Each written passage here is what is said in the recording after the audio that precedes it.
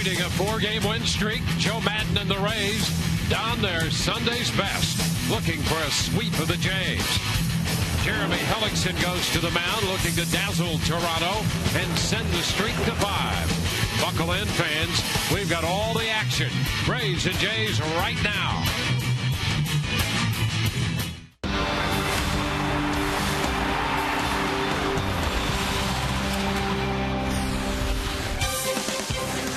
We welcome you to an afternoon of Rays baseball. It's Rays Sunday baseball, brought to you all season long by Hyundai.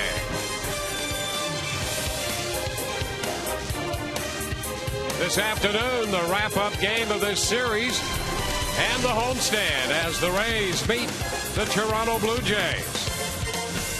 Rays winners in the game last night. An 11-5 victory for the Rays. And in the American League wild card race now, the Rays just 3.5 back. Baltimore and Oakland in the top 2 spots. The Angels are 2.5 back. The Rays have 10 games left to play.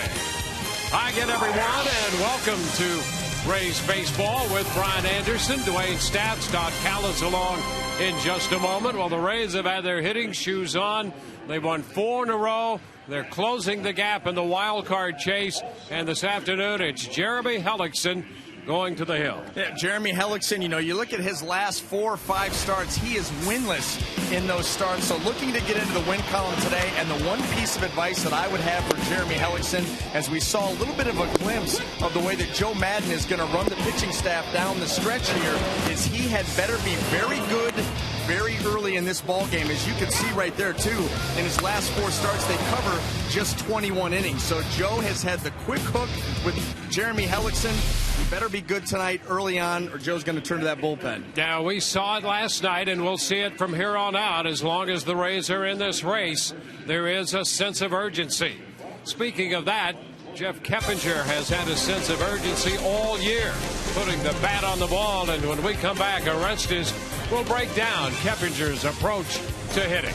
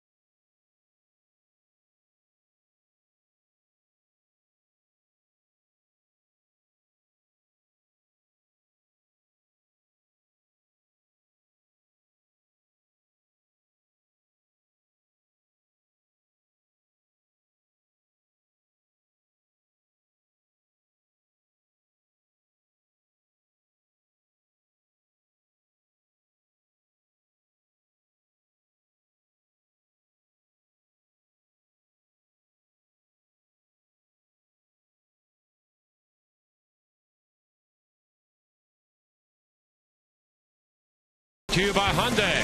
If it's fuel efficient, affordable, stylish, and safe, it's probably a Hyundai. By AT&T, the nation's largest 4G network. AT&T, rethink possible. By Checkers, feast on. And by Toyota. Visit your local Toyota dealer for great deals today. Blue Jays wrap it up here at Tropicana Field this afternoon. Right now, let's go right down to the field and Todd Callis. Dwight, thank you very much. Rays going with the powder blue jerseys today on this Sunday, wrapping up this homestand. A chance to go 5-2 on the homestand, in large part thanks to what the offense has done lately. In our Toyota trend, you'll see that Jeff Keppinger right in the middle of things, and his hits are always through the middle of the field. Look at that, 55 of his hits through center field, 47 to the pull side, 15 to the opposite way. And on this Kids Sunday, Orestes Estrada will discuss Jeff Keppinger's hitting style and how it's kind of unique to most hitters. What he's doing, he's staying nice and close. Check him out when he sets up. He sets up like a normal hitter stance. Shoulders closed, hips are pretty much closed. All he does, what I call the runner stance. He drops the left leg back. And what does this create? Creates a little bit of an opening, and I believe it's for his head to have both eyes on the ball. A lot of people forget to have both eyes on the ball. And when you're too close, you end up only seeing the pitcher with one eye. You're forgetting about this one. Most people are right eye dominant, so you want to try to get your head up and get both eyes squarely on the ball. So I think he does this in order to step back, see the ball a little better, kicks in, swings. Look at that whole setup right there. There's no swinging of the upper half. He stays nice and tight, kicks back, balances, kicks in, swings. Everything is nice and tight and closed, and it gives him a great look at the ball, and it gives him great balance. Little hitting lesson on this Kids Sunday from Orestes Estrada, and there is Keppinger ready to go right next to BJ Upton. We are ready for baseball. It's 2 minutes and 15 seconds till the Rays and the Jays. Tampa Bay looking for a sweep this afternoon. Enjoy all the action right around the corner right here on Sun Sports.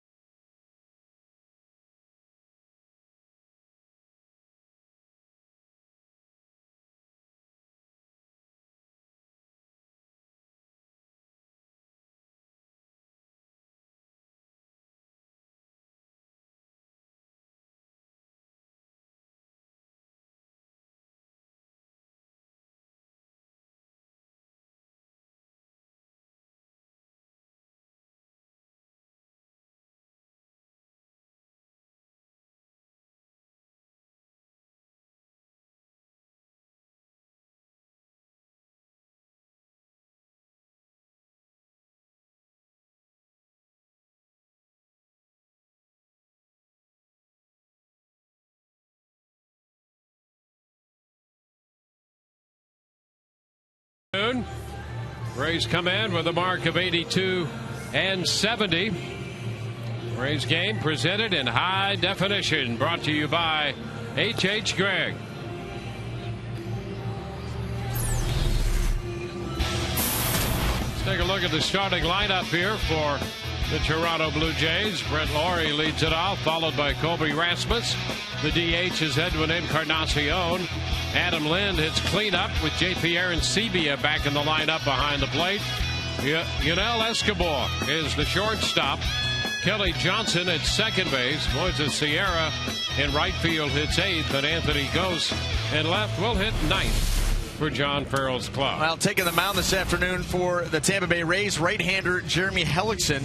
Been winless his last 5 starts, 0-2 record, 3.46 earned run average, and he's making his 29th start of the season, looking for that 9th win. And for Jeremy, it's going to be about trusting his stuff. And we talked a little bit about that with Matt Moore being in the zone. Same thing with Jeremy. Been a little inefficient as of late, and he's got the kind of stuff where he's not going to blow you away, not going to rack up a ton of strikeouts. He can get them when he needs them, but he's going to get a lot of bad contact with that fastball changeup combo. Let's take a look at the defense as it lines up behind him in the outfield. Left to right, Desmond Jennings, B.J. Upton, and Matt Joyce. Across the infield, third to first, Evan Longoria, Ben Zobrist, Jeff Keppinger, and Carlos Pena. Stephen Vogt will be behind the plate. This afternoon's Ray defense brought to you by Sweet Bay Supermarkets. With meat so good, maybe it should be called Meat Bay.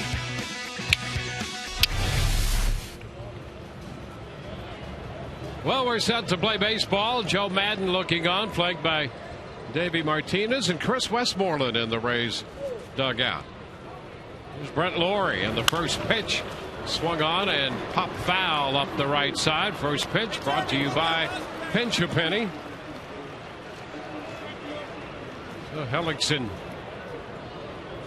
a pitch into this game against the Toronto Blue Jays, looking for his 9th win of the year.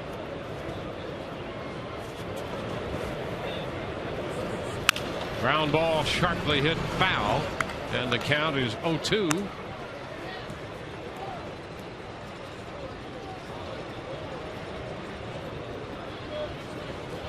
Rasmus next, and then Encarnacion.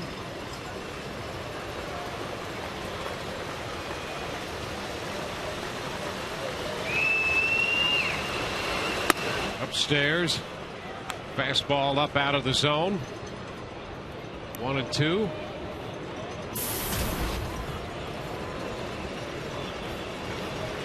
Laurie was on 3 times last night. And a walk, a single, and a double, and scored 2 runs for the Toronto Blue Jays. On here, just 4 pitches into this ball game, and he's been able to see all of Jeremy Hellickson's pitches. He's seen the fastball, the changeup, and the curveball. And a line drive down to first, caught by Pena. Well, hit a fastball right to Pena. Carlos a step, maybe a step and a half to his right. Well, they had Carlos playing off the line. You watch the setup where he's at. Perfectly placed.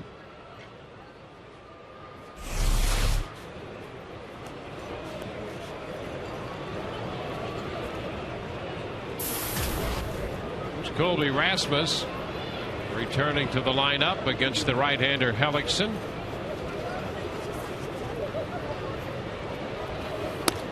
Rasmus looks at a strike. Change up to start the sequence of pitches.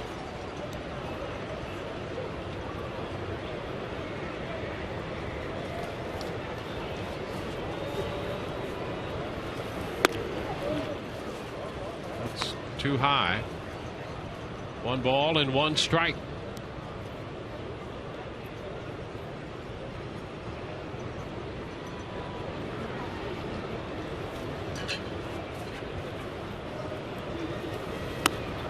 And there's a strike, a breaking ball, curveball. We started him with a change for a strike. Now on 1-1, the curveball in there taken for a strike. 1-2.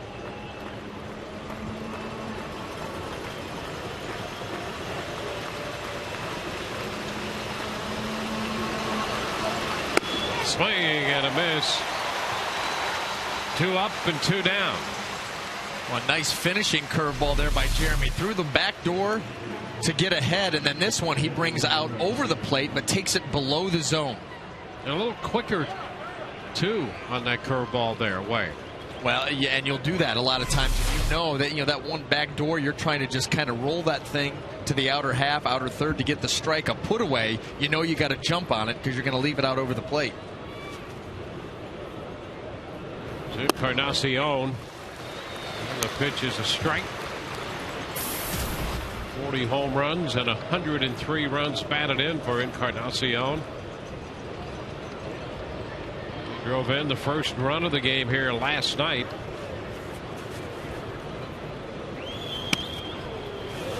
Hellickson takes the fastball a little wide, so it's 1-1.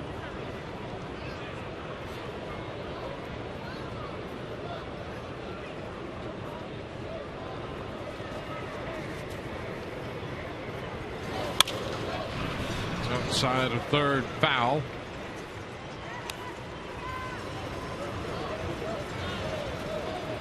Hellickson coming off his 4-inning outing against Boston 5 days ago, and a no decision in that one. His last win was back on the 20th of August against Kansas City. A couple of losses against Oakland and Toronto, and no decisions against Texas, Baltimore, and Boston. And that breaking ball started in and stayed in. It's 2-2. He had Encarnacion bailing a bit.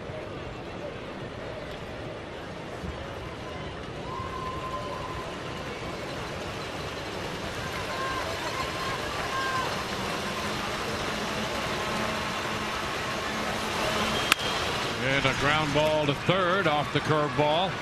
Longoria makes the play. A strike to first. 3 up and 3 down for the Blue Jays. Rays coming in to hit, no score.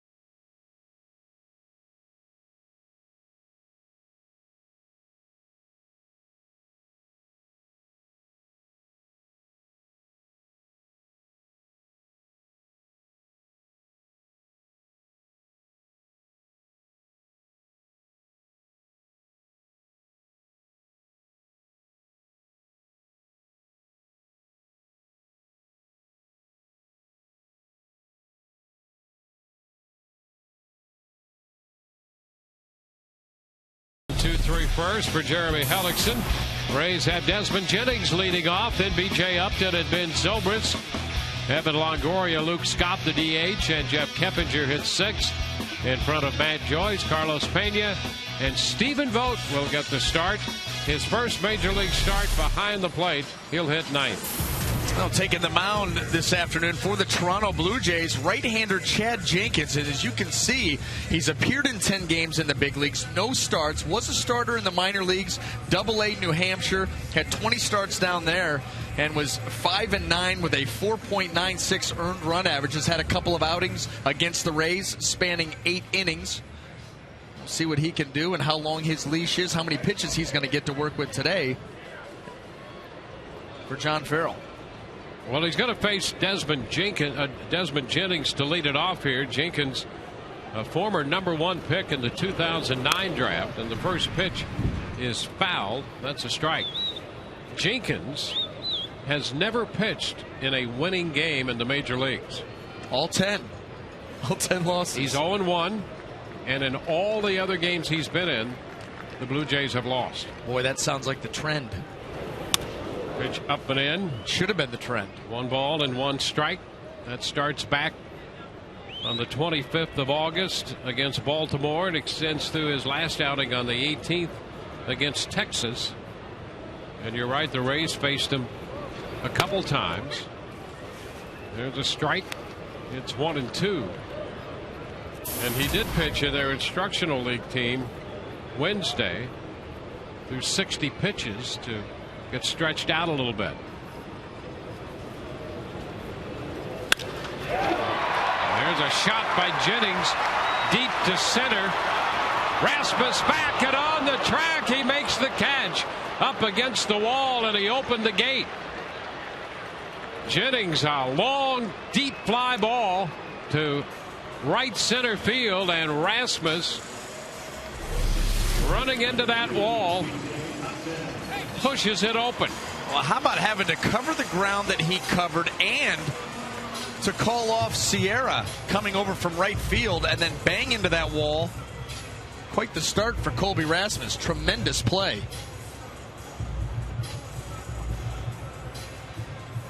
Yeah.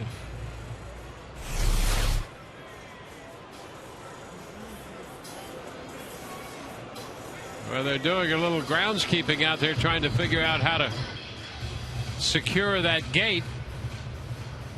You know, the last guy I saw walk through that gate, Todd Callis. Let's go to Todd right now. Todd, what do you know about that? That's the door I go through every night to get to the postgame show when we have an interview on the field. The only way you could close it off is from behind the wall. It's a grounds crew area where they keep all the tractors and drags. So if there's somebody not back there, I guess somebody finally got there, because you can't close it off. You can't secure it from the field side. You have to secure it from the other side of the wall. I guess somebody finally figured that out. Back to you. Yeah, for a moment I thought Rasmus was going to close Sierra behind the wall because he was back there trying to figure out how to close it. Finally, they got some help out there. So the Blue Jays still have a full complement of defenders in the outfield. That's going to help them, I believe. Here's B.J. Upton.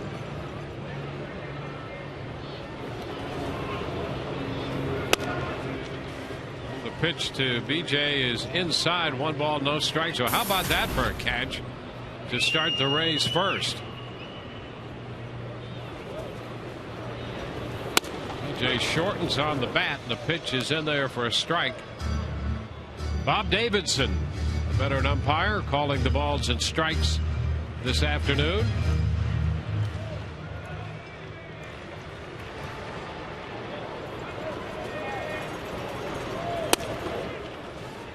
It's 2-1.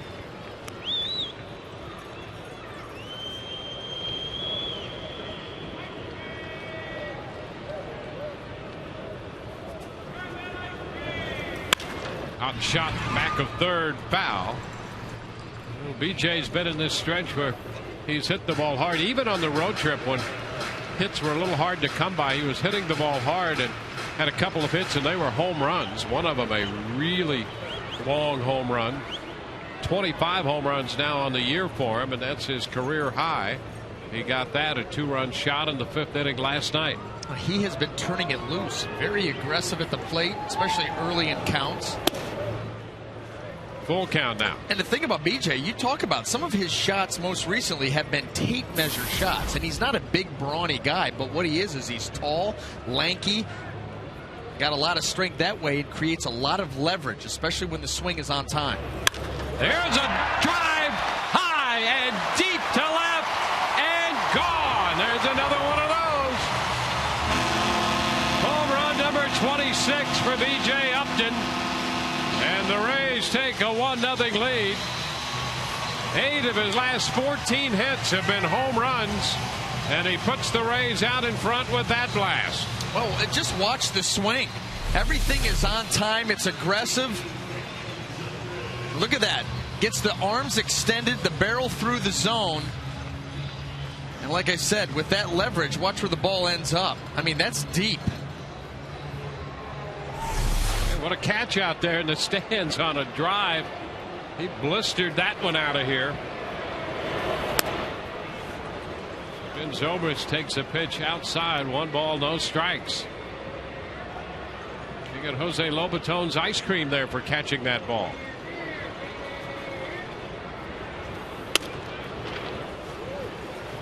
Two and 0 the count.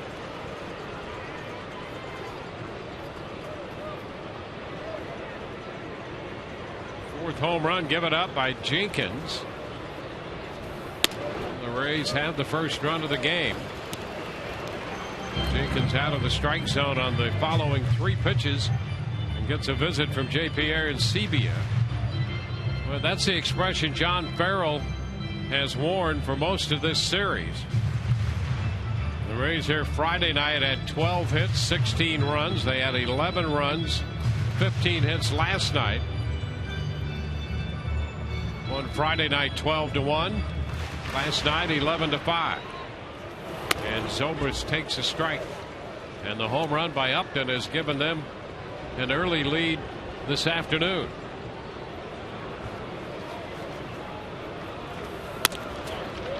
And ball 4.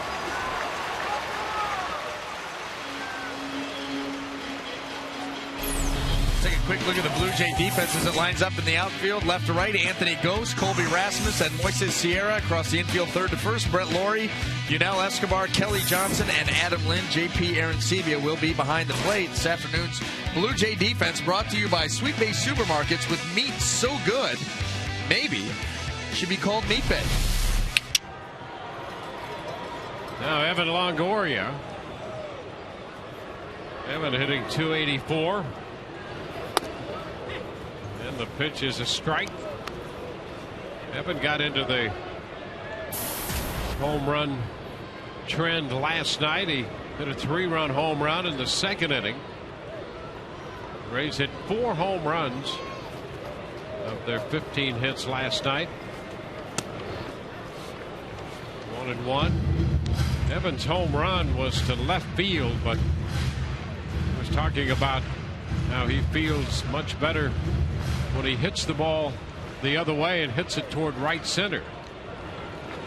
He's on a lot more pitches, and when he turns on pitches, of course, he can hit the ball out to all fields, but when he feels good, he's hitting the ball toward right center and then turns on those turnable pitches and hits them out to left. And that goes back to trusting your hands, and that's what Evan Longoria is looking to do. He lets that ball travel, and when he lets it travel away, let it travel, explode into it with your hands. And then when you talk about those pitches in, that's when the hands just fire. And that's when he's at his best and most explosive. 2-2. Take a look at his home run last night. You see that ball riding up and in. Look at how quick the hands are on the inner half. See you later.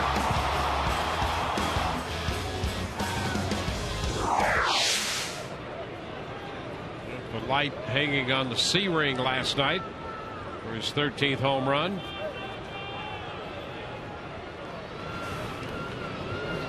Pickoff move thrown into the dirt.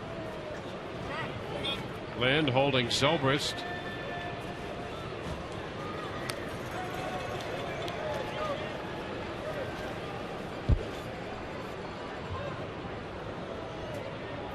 He cracked that lamp.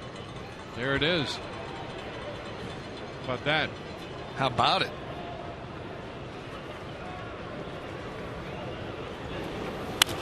Two to foul the other way. Out of play.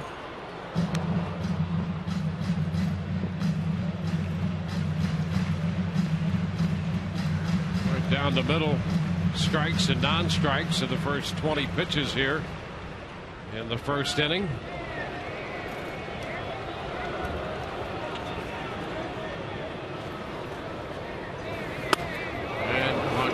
Strikes out.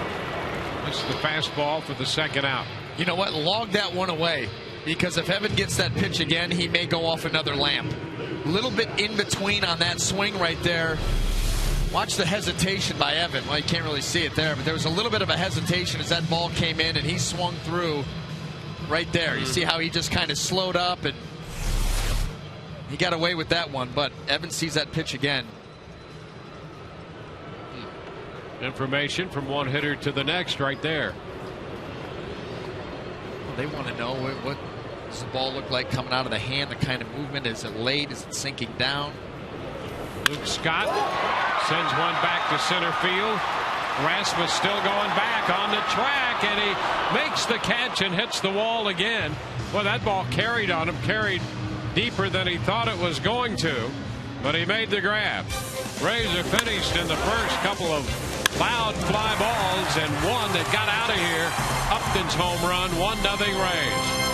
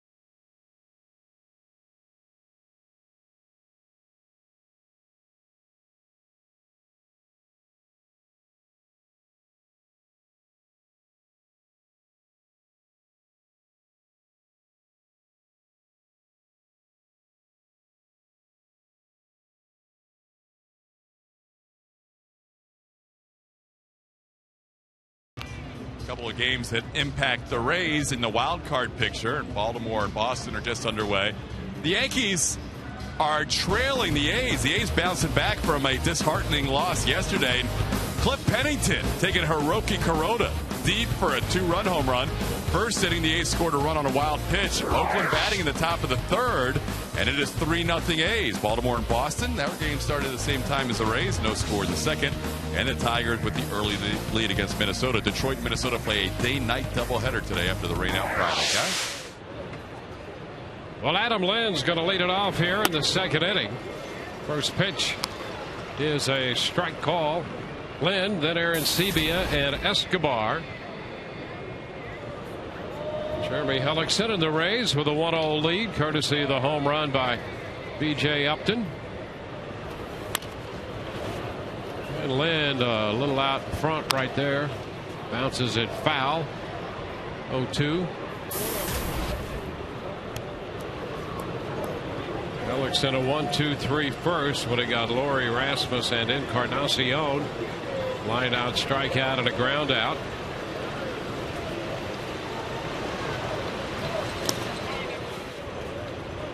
Dips low, a curveball.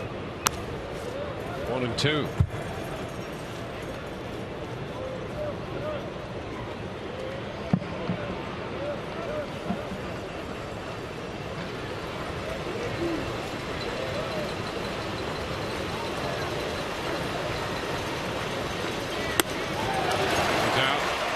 Out in front, missed the changeup. Second strikeout for Hellickson. Well, today's game is available in Espanol via SAP, brought to you by Coventry Healthcare of FLA.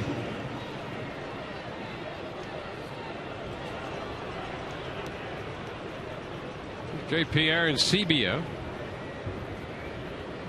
Aaron Sebia played in Friday night's game.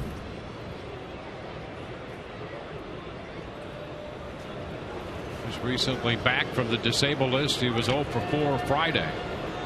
And 2 out of 32 in the 9 games since returning from the DL.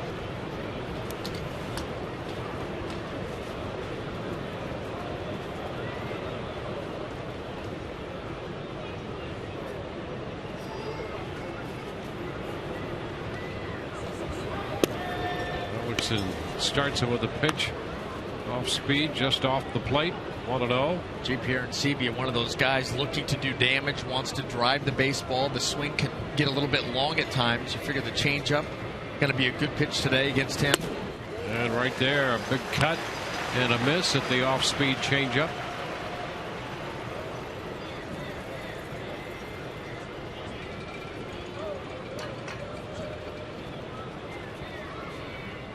The 1-1. Foul ball. 1-2. Hellickson making his 6th career start against the Blue Jays. And over that, he has 4 decisions, 2 wins and 2 losses with a .341 earned run average against them. The ERA against the Jays this year, .284. Won a game and lost 2 to the Blue Jays. Rays have dominated the season series. They're 13-4 against Toronto. They've outscored them 103-53 right now.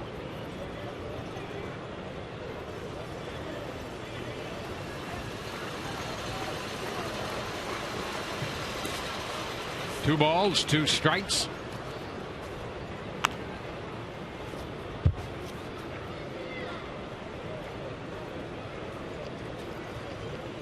Hellickson coming off last year's Rookie of the Year season when he was 13-10 with a .295 earned run mark.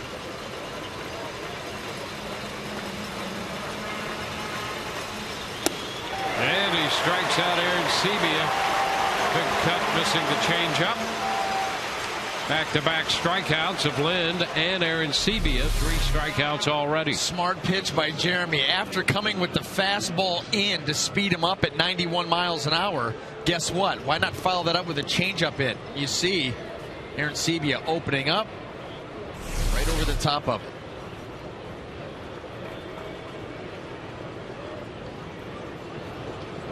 This is the shortstop, Yunel Escobar.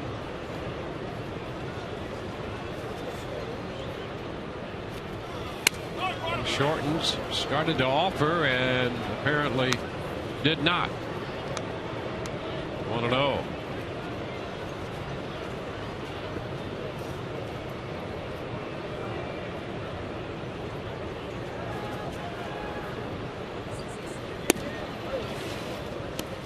Two balls, no strikes. Rays taking the first 2 games of this series. They've won 17 consecutive series here at Tropicana Field against the Blue Jays. 3-0 the count.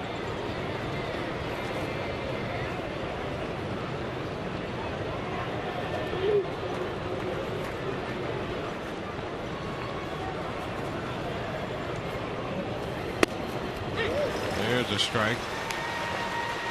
The only team that has been victimized more in that consecutive series streak at home would be the St. Louis Browns by the Yankees and the Red Sox, and those are back in the mid to late 40s, extending into the early 50s. Line drive and a base hit. Escobar around first. Jennings returns the ball toward the infield.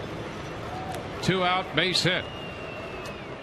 Let's take a look at the difference here. Jeremy Hellickson last year, this year, 13-10, 8-10. You see the ERA a little bit higher, opponent's average a little bit higher. The pitches per innings pitch, just a pitch and a half per inning, but that starts to add up over the course of a season. That's why the innings have been down. And by the way, when your pitches per inning go up like that, typically the command not quite where you'd want it to be, which is why you would then see obviously the average come up. Now Kelly Johnson.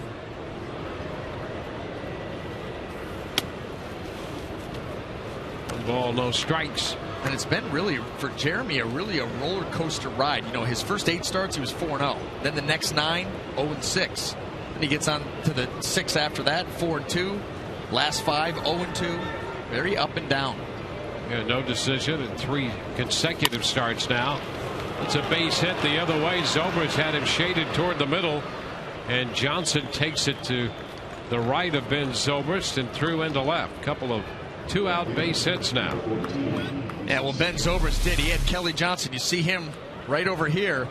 And watch Kelly take it to his right. Hit that ball hard. No way for Ben to be able to get to it. Right to where the traditional shortstop would be standing.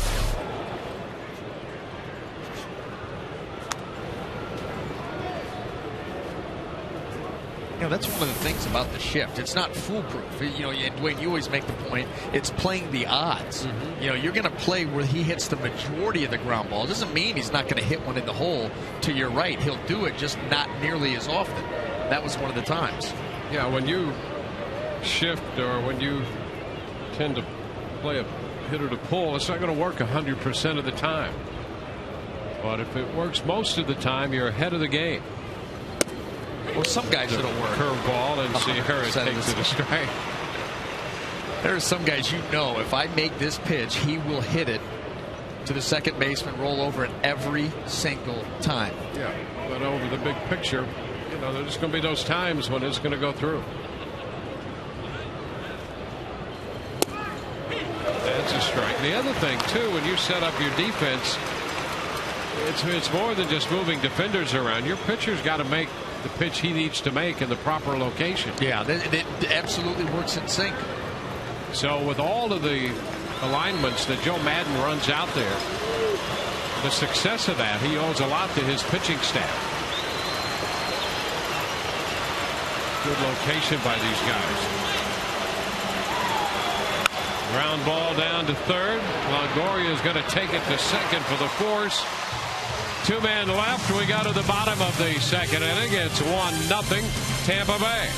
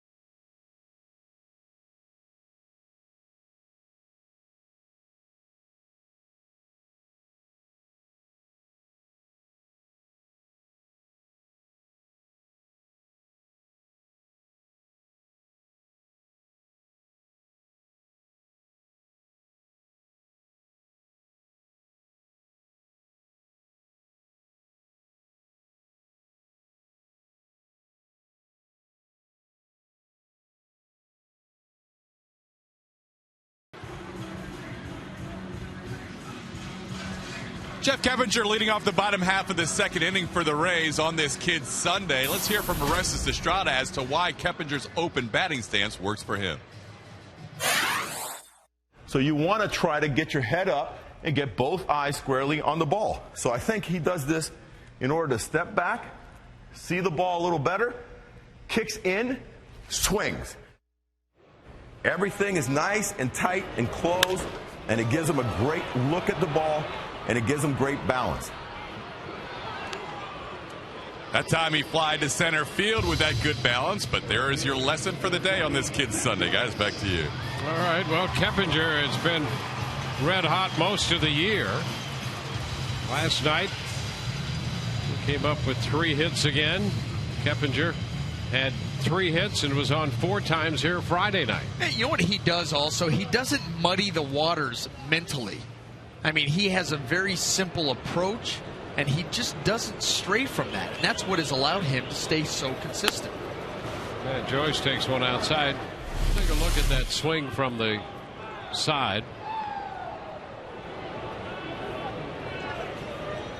You could say hitters will say, look, see ball, hit ball, it's real simple, but all of a sudden you go 0 for 4 in a ball game and 0 for 2 at the beginning of the next game. You start to press and, swing at pitches maybe that you wouldn't. You get out of yourself. Kevinger's been able to avoid that and just stay on task, and the consistency's been there. 2 balls and a strike. Joyce takes the pitch dropping low, and change up right there.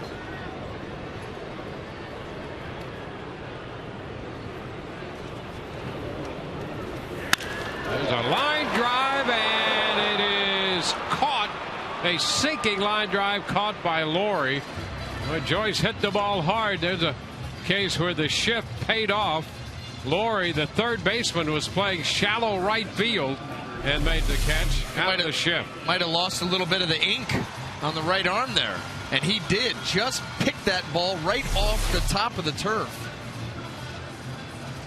He's going to have that right elbow touched up? A little bit. Well, he's got the spider web on the elbow like Ryan Roberts. They have to have that redone. There's Carlos Pena.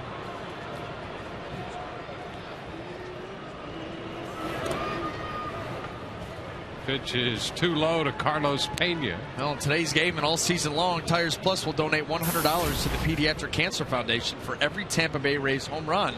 And it's televised right here on Sun Sports.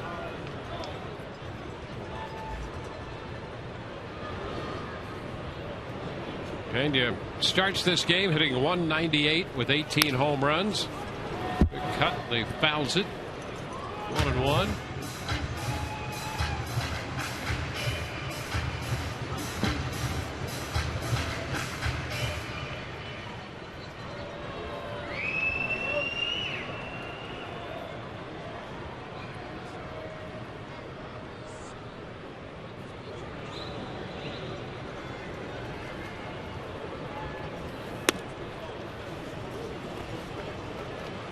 Two and one.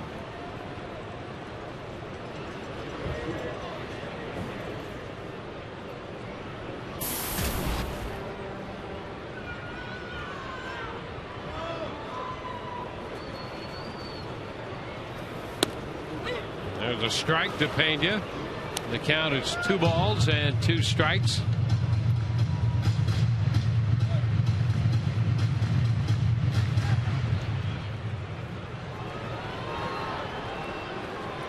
Rays got a run in the first on the home run for B.J. Upton.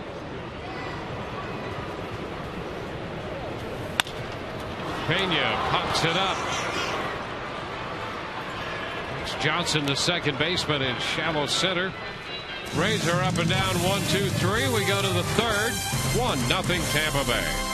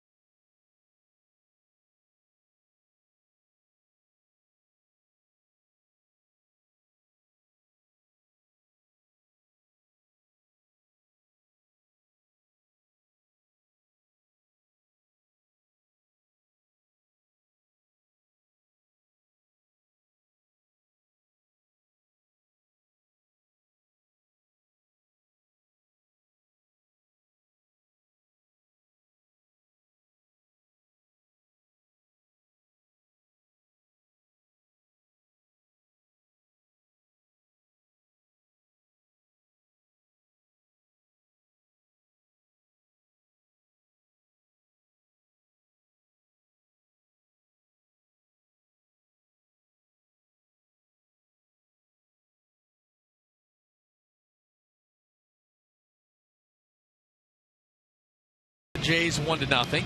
Tampa Bay Times is adding hundreds of new subscribers each week. Join them with a subscription to 877 The Times or visit tampabay.com/Rays offer. Come with us around the corner, around the globe. Jeremy Hellickson all set to go to work in the third inning. He'll face Anthony Gose. Then back around to the top side of the Blue Jay order. Brett Lawrie and Colby Rasmus. Pitch is a strike at the knees.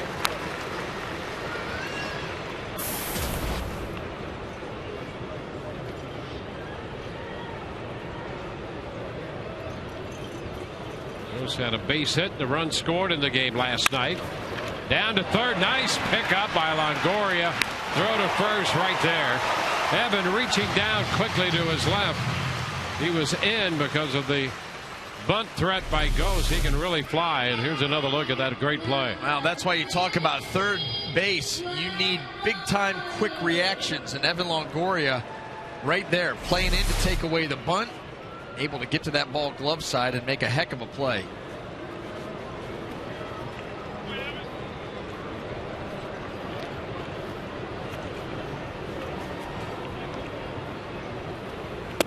Lawrie starts him with a curveball. It's taken for a strike.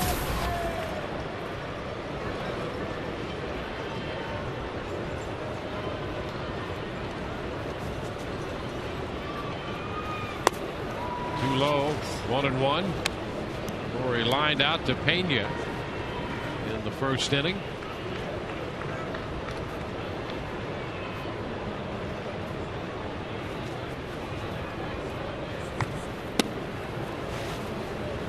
Is with a curveball.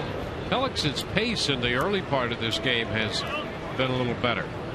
It absolutely has. Jeremy, get the ball and throw it. He's got a good idea of what he wants to do. There's no reason to wait around. So it's a 3-ball, 1-strike count. Pitched in that game on Tuesday against Boston against Felix Doubront, and Doubront set a very slow pace, and Hellickson slowed his down a little bit as well. Foul up the right side. It's out of play and the count is full. You just don't see what that kind of a pace does for anybody. I think it hurts the pitcher as far as just not able to get into a good rhythm where you're feeling it out there and everything's working smoothly. It certainly doesn't help the players behind you. They can't stand a pitcher that works slow. 3-2, ground ball to third. Longoria turns and makes a nice play again. Well, a nice play by Longoria for the second straight hitter. Hellickson started Lawrie with a breaking ball and got him here with the ground ball on a breaking ball and a good play. Well, this is why we talk about Evan Longoria being able to make every play down at third base. He can come in on the ball, bare hand with the glove, good to his glove side. He plays that one back to try to get a good hop. And you just saw it there within the span of two hitters. Two completely different plays, both outstanding. There's Colby Rasmus stepping in. He hits it on the ground. Back at first. Diving stop. Pena. Throw to first to Hellickson. Got him. Pena makes an outstanding play. Some good glove work by the Rays here in the third. And it's a routine 1-2-3 inning. Rays lead 1-0.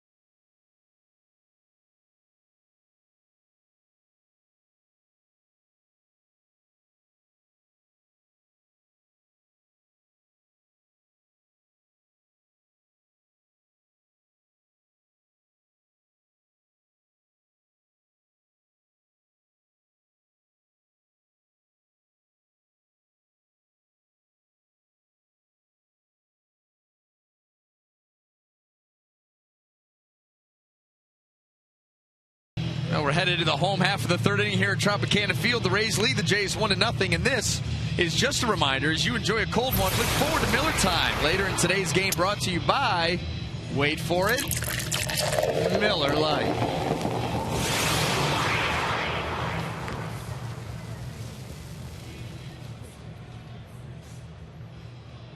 Well, speaking of waiting for it, it's time for Stephen Vogt's first big league hit.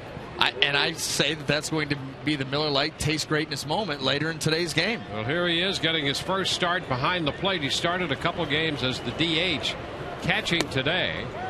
And the first pitch, he takes that fastball away. 1 ball, no strikes. Let's look at the scouting report on Stephen Vogt, brought to you by Coventry Healthcare of Florida, going for number 1. Still looking for that first hit. He's got a chance right here and looking to inspire. Oh, ground ball down to third. And with that ground ball, he is 0 for 1, and the wait will continue. Vogt out, third to first. How about that? The Blue Jays playing the shift on Stephen Vogt, limited at bats in the big leagues, and he hits right into it. That is Bush League. You can't shift a guy with 20 big league at bats, or can you? Apparently a lot of scouting at the AAA level, and dating back into last year. He spent a good amount of time at AA, and he's had great years, swung the bat well down there. They're shifting him up here before he ever has a hit. It's a foul ball straight back, and it's going to be just below us here. 1 ball and 1 strike.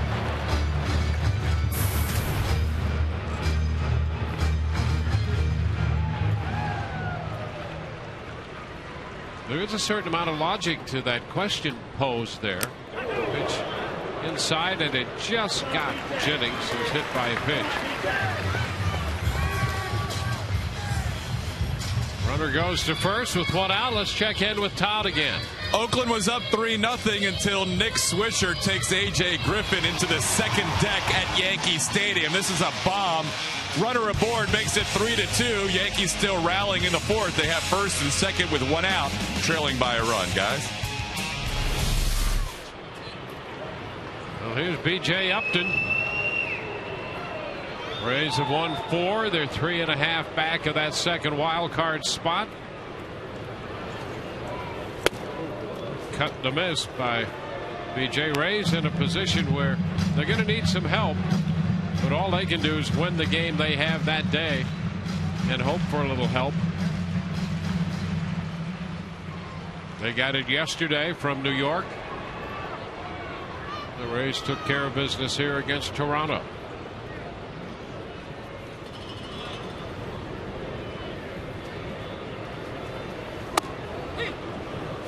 Two strikes the count now to BJ.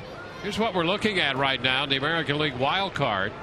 The Rays 3.5 back, with the Angels 2.5 back. Oakland up there with a mark of 85 and 66, holding down the number 2 spot. 0-2 count.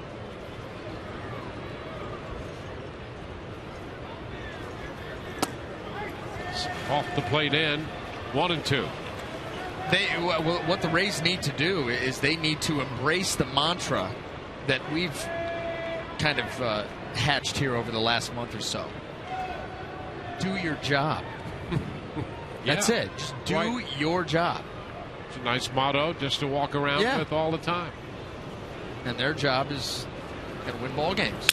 Ground ball shortstop. Escobar comes up, shuffles it to Johnson, over to first to Lynn for 2.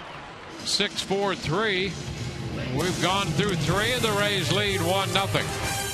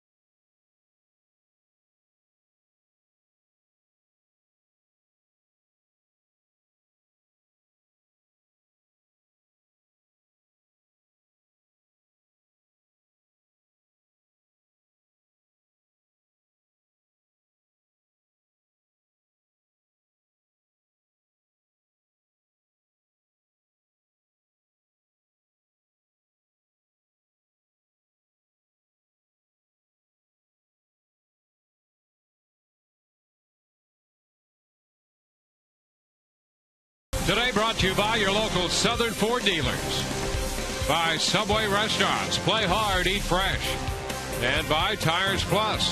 The plus is in everything we do.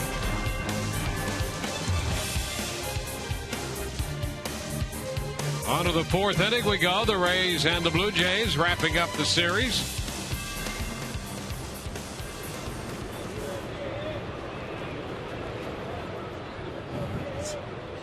Edwin Encarnacion leads off the fourth. The pitch is a strike. That was a pretty good hat shot right there. I don't know who's responsible for that, but that would have made the late Arnie Harris, who used to direct the Cubs games, proud. He was the league leader in hat shots every season. That was a great hat shot right there. Ground ball down to third. Longoria makes a nice throw across the diamond to Pena, and Encarnacion is out of there. Just in case you missed it, there it is. That's a great Rays. It matches color perfectly. Hat. Yeah, for the Sunday, you know, the powder blue jersey. I had a car that color in college. I have no doubt. Yeah, it was an 85 Ford Tempo. Oh, yeah. Called Baby Blue, and everybody knew it. Because I was the only tool driving around in a powder blue car. Yeah. And you called it Baby Blue, right? Yeah, that name, I'm not that original. It was Adam Lynn. Line shot, one hop foul down toward the bullpen. That's a strike.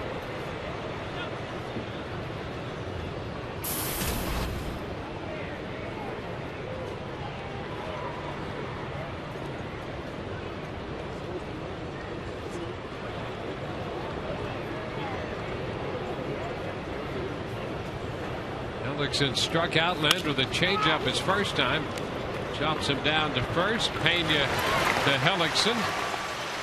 So that is out number 2.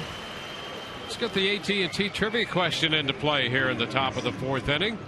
Here's one for you. What's the only state without an active player in the major leagues right now? We've got major league players from 49 of the 50 states. Pick out a star and tell us which state does not have an active major leaguer right now. Pierre Sebia. Pitch is high, a ball and no strikes.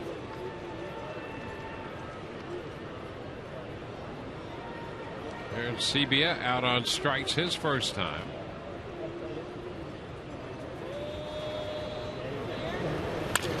Chops it to third. Longoria has been busy here in the last couple innings and makes the throw to first. 3 ground ball outs. Bottom of the fourth coming up. 1-0 Rays.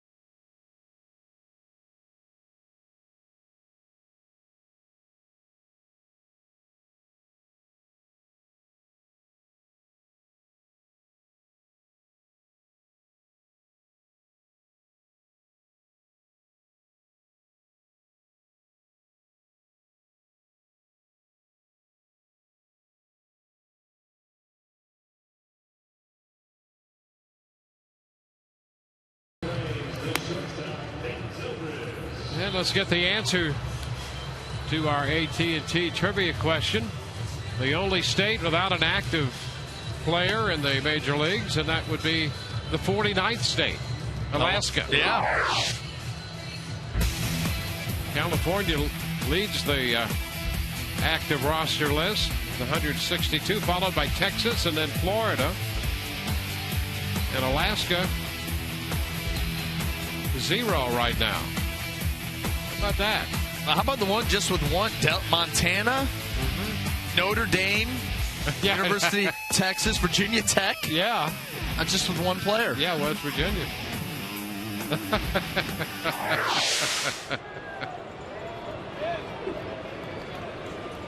All right, here's Ben Zobrist.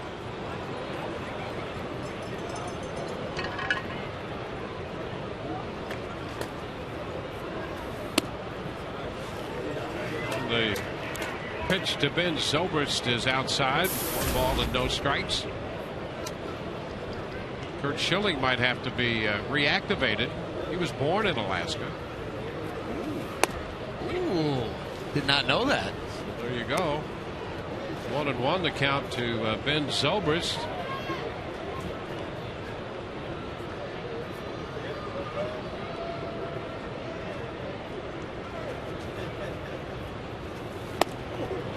And Zobrist out in front of a changeup. The count is now 1-2. He's batted in among the Rays this year. Our Circle K list. Upton leading the team, and Ben Zobrist second with 71.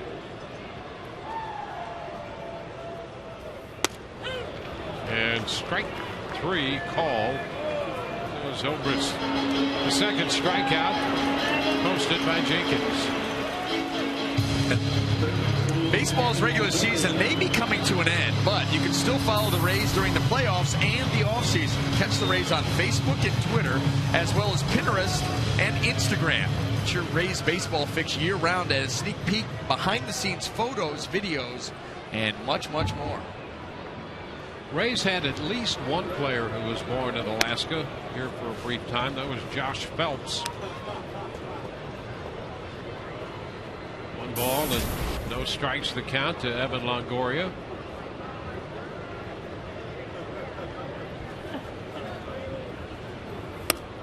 Pitch inside, 2-0. Bottom of the 4th. The Rays got their run in the first on B.J. Upton's 26th home run of the year.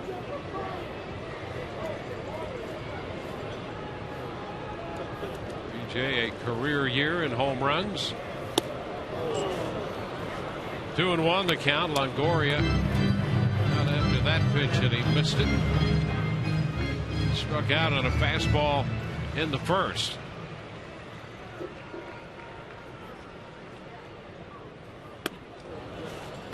It's too low. 3-1.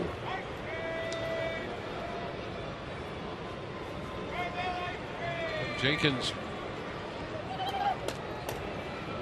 made 41 pitches through 3. Count's going to be full. Another fastball similar to the one he struck out on in the first. Maybe he has a blind spot on that pitch, because that's usually a pitch that Evan not only takes an aggressive hack at, but hits very hard. And a cut and a miss. Longoria out on strikes for the second time. Boy, it's almost like he's just not picking up the pitches. He's certainly not getting blown away, but he's getting beat with 91-mile-an-hour fastballs. Very un-Evan-like. That one had some good sink down and away. That was a very good pitch. But the previous at-bat, that was a pitch up and out over the plate. And you wonder, with that little hesitation he showed in his swing, if it's the case of just not picking up the release point, arm slot, something. Luke Scott, the shift on for him. This pitch is off speed and in there around the knees for a strike. He's facing Chad Jenkins.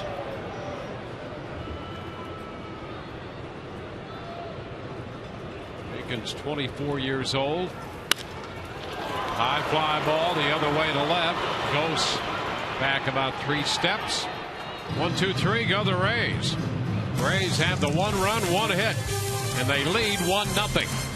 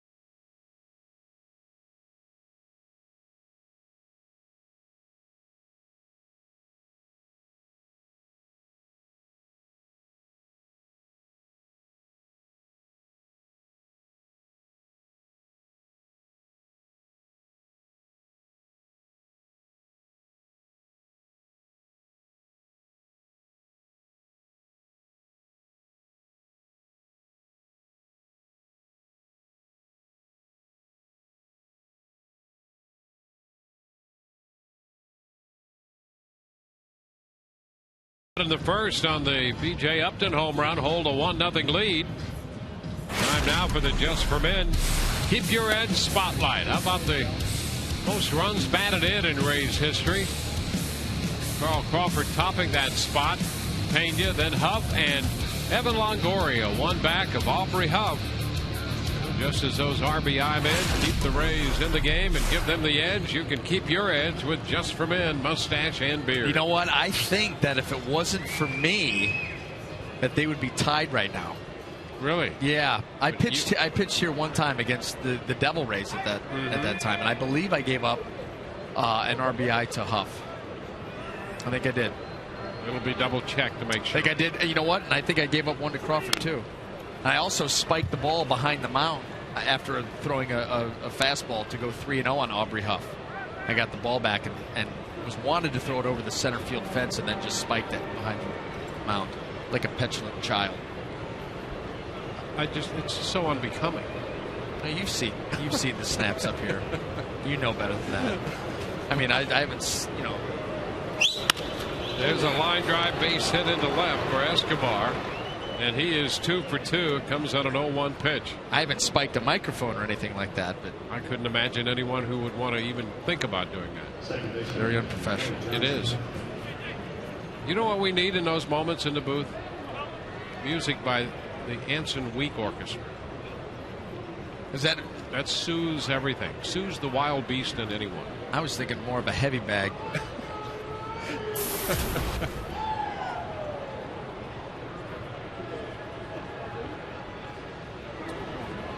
Well, apparently we're getting some vast research done on your matchups with Crawford and Huff. Yep.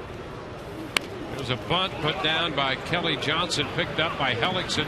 Throw to first is in time, and for a moment third base left open, but Escobar went in sliding and was down at second base, and now just getting to his feet.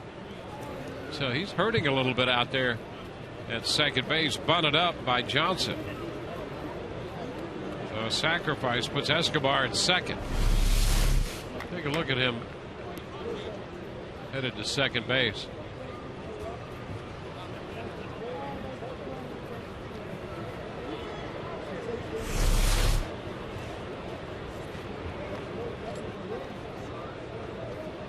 So for the second time, Escobar is at second. Moises Sierra is the hitter.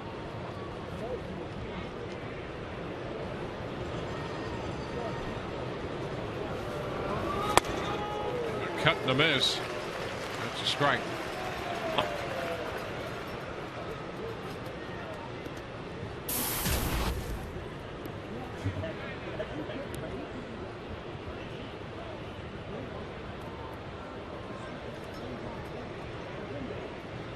1 strike the count.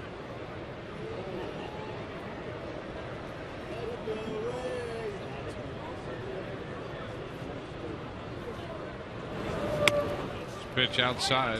1 ball and 1 strike. How about this? We're getting, detailed reports of your. We are. 7 2/3, 98 pitches. Nice going. But, well, a couple of home runs. Yes, I did give a couple home runs to left-handed hitters. Huff hit one. Yeah, well, yes, I knew Huff got me, and I knew Crawford got me. I knew Carl's was a solo shot. I believe it was a pitch down and in. One of those pitches you just don't make because it's going to get blistered. And you know it as soon as it leaves your hand. And Huff, I thought was either a solo or a 2-run, and it turned out to be a 2-run. But in the end, good pitch count, and you bested Dwan Brazelton. My neighbor. Yeah, there you go. How about that? Mention that the next time you see him. 1 ball, 2 strikes. I believe that's why he doesn't talk to me anymore.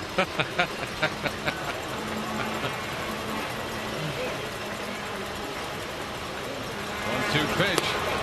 This one is down. 2 balls and 2 strikes.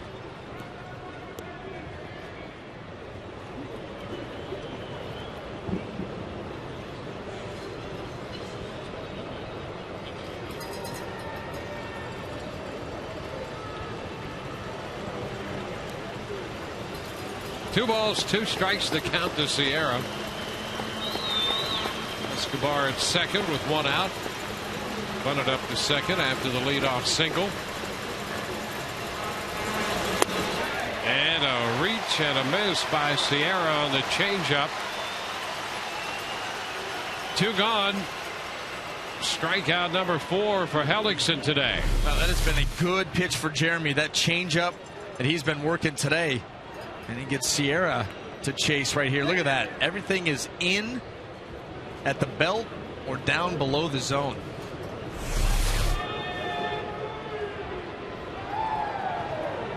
Anthony Gose.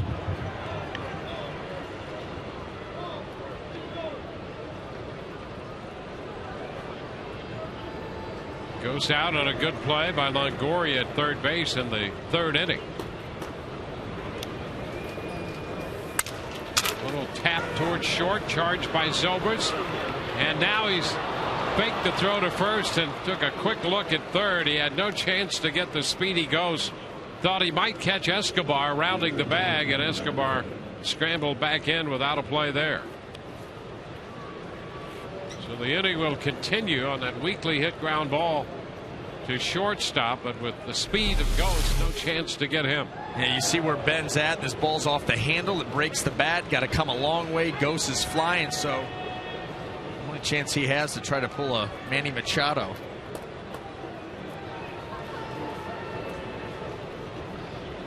And heads up base running there by Yunel Escobar, keeping his eye on Zobrist.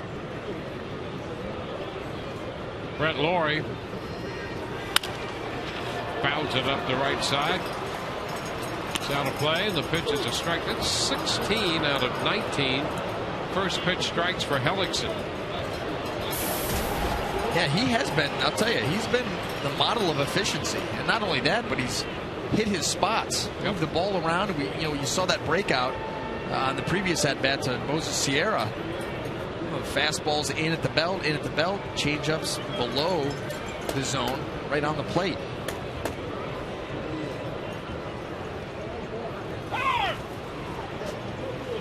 Time granted by Bob Davidson. And that's one of those things that, as much as we've seen Jeremy pitch, there's no reason why he can't be like that each and every time out. Simple mechanics and a very limited arsenal of pitches. Fastball, changeup, curveball. Pretty standard. Yeah, his pitch count right now, this will be the 60th pitch of the game for him. 2 outs into the 5th. The chopper, that's fouled outside the 3rd. Even backhanding a ground ball, foul ball like that by Longoria.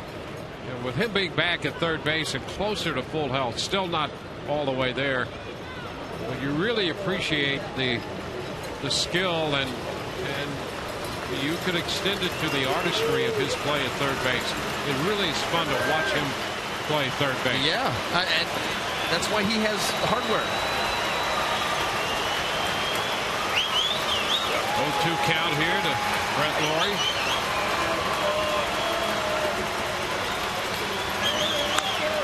Popped up foul. That's headed for the stands. Well, let's see right here. Jeremy threw that fastball in at 92, and we've seen him a number of times today follow up the fastball in with the right-handers with the changeup in. You speed him up, seeing that ball in, to drop the changeup right off of it, and they've been spinning right off of it.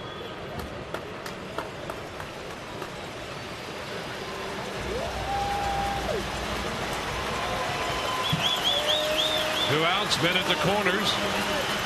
The 0-2 pitch again. Made by Hellickson to Laurie, into the dirt, blocked by Vogt, and down to second base goes Ghost.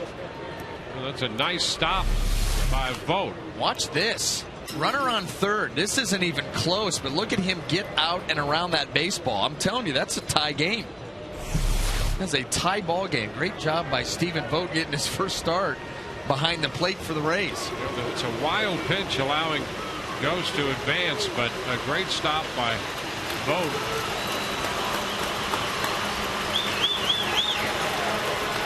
The 1-2, and again Vogt out there in front of it.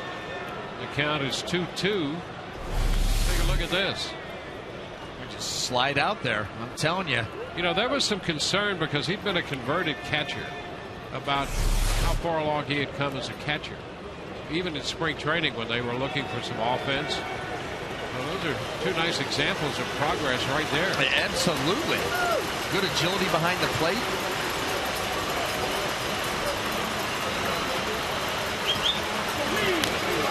Foul ball. He came back with a fastball there, and Laurie got just a piece of it and fouled it straight back.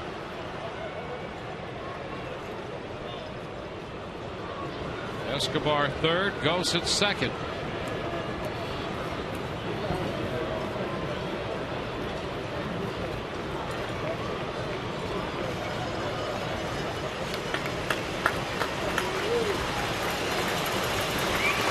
Two balls, two strikes. Seventh pitch of the at-bat about to be made. And a swing and a miss. He threw a fastball by him to strike out Brett Laurie with men at second and third. Two men left, 2 hits in the inning, and no runs. Rays lead 1-0 mid-5.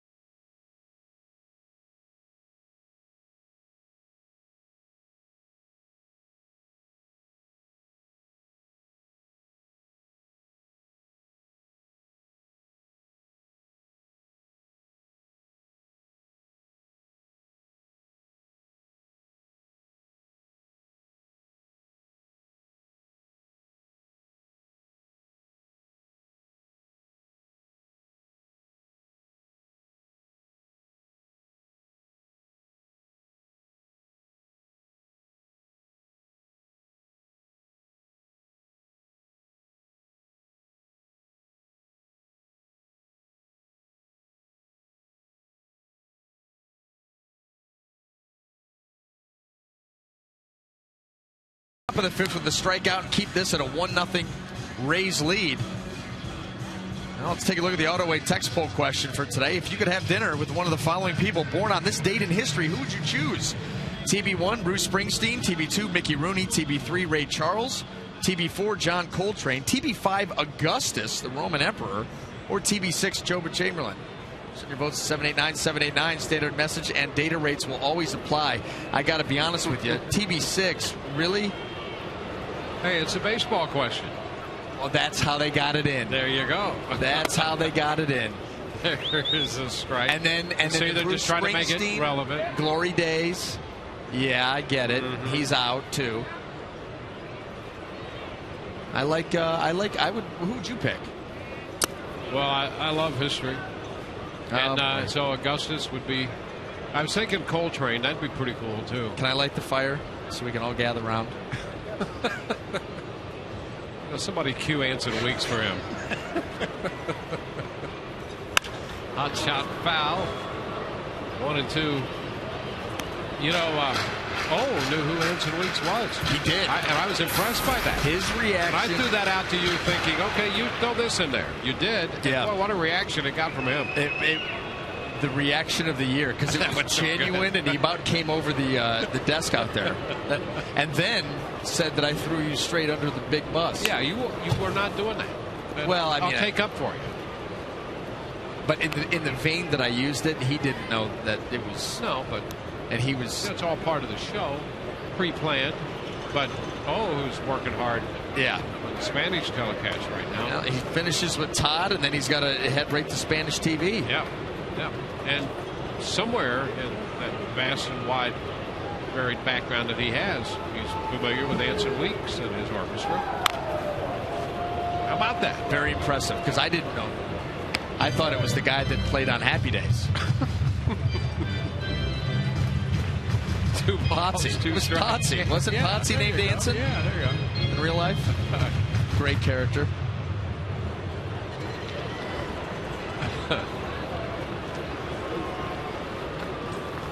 The ground ball down to third. Laurie up with it. His throw to first. Keppinger is out for the second time today, 0 for 2.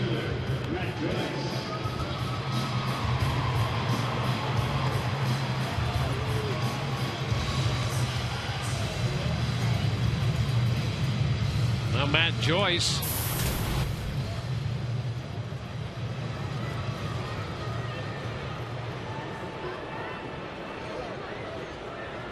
Joyce lined out to the third baseman, Brett Laurie, his first time, but that was in short right field.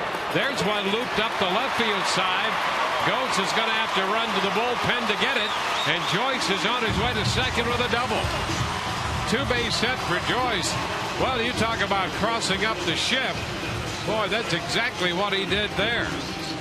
Picking up his 18th double of the year. Look at Anthony Ghost right there, and then watch where this ball ends up. Matt Joyce just flips that ball out there a long way to go for Ghost. No chance to catch it. Just try to track it down and keep Matt from going to third.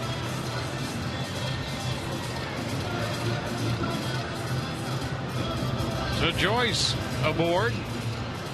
It's only the second Rays hit. And only their third base runner. Upton's home run came with one out in the first, and Somers followed that with a walk. Well, they did have Jennings on. He was hit by a pitch, but he was immediately erased on a double play ball. And now Joyce with the two-base hit, one out into the bottom of the fifth. Carlos Pena in the batter's box. Strike one. They'll join the playoff push and help the Rays stay 162 strong with a special ticket package. Starting at just $25, the 162 Strong Pack includes 3 games of your choice, Baltimore series, a limited edition Neon 162 Strong t-shirt, as well as discounts on concessions and merchandise. Join the push now at RaysBaseball.com, available while supplies last.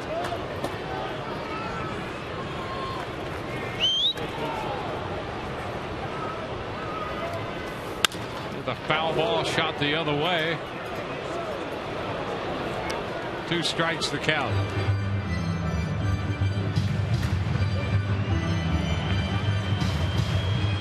Carlos popped out his first time. Johnson, the shortstop, headed out into shallow center to take that popper. Right now, got a chance to drive in a run. The Rays have a 1-run lead. Toronto threatened in the top of the inning, leaving men at second and third.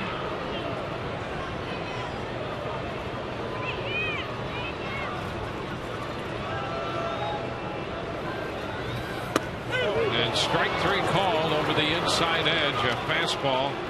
So Pena caught looking. Jenkins, after giving up that home run to Upton, has pitched very well today for the Blue Jays. Dwayne, it's like we have shared the same mind. I was just going to say we've been doing a lot of talking about Jeremy Hellickson and how well he's thrown. True enough. But Chad Jenkins, making his first start for the Blue Jays this year, has done a heck of a job moving the ball around. Good sinker, breaking ball. Actually, the changeup to the left-handers has been a good pitch for him today. Stephen Vogt grounded out to third his first time. Hit an RBI. And the pitch is high. Vogt still looking for that first big league hit, and this would be a great time with a man in scoring position.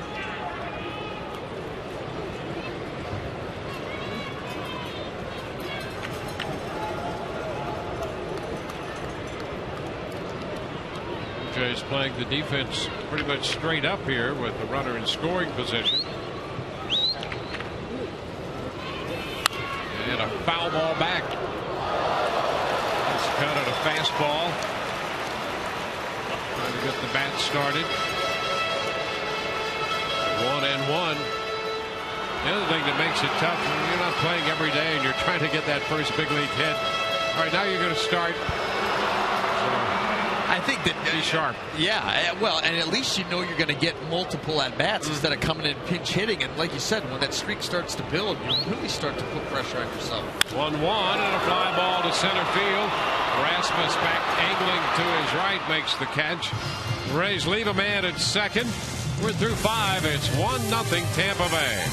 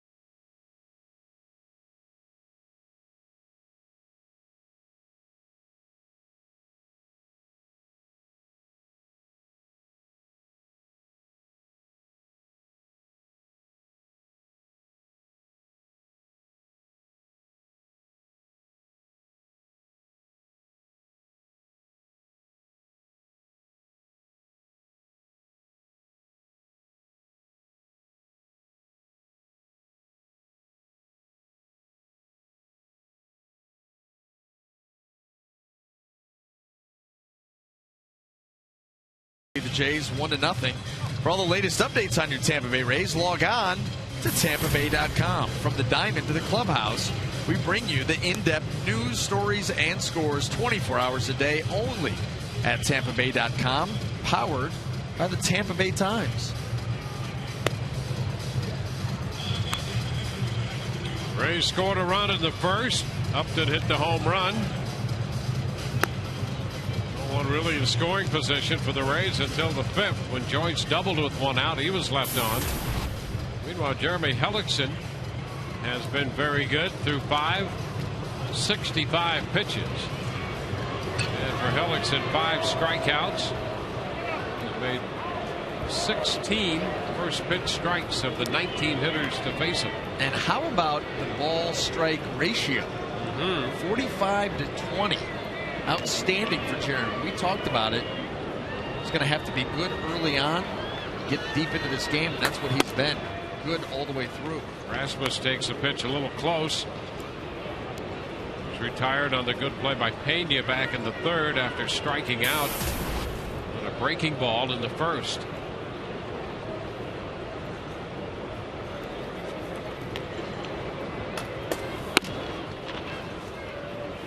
2-0.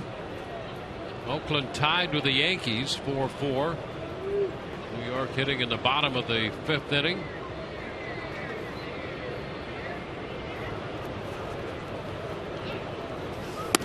There's a strike.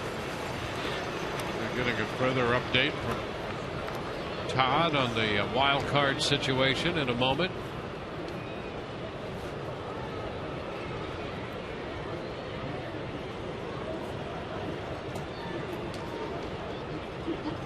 Two balls, one strike.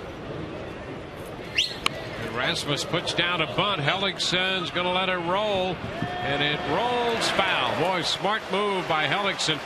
He saw the ball headed toward the turf, and once it hit that turf, had a chance to roll back the other way, and that's exactly what it did. Well, there's a lip.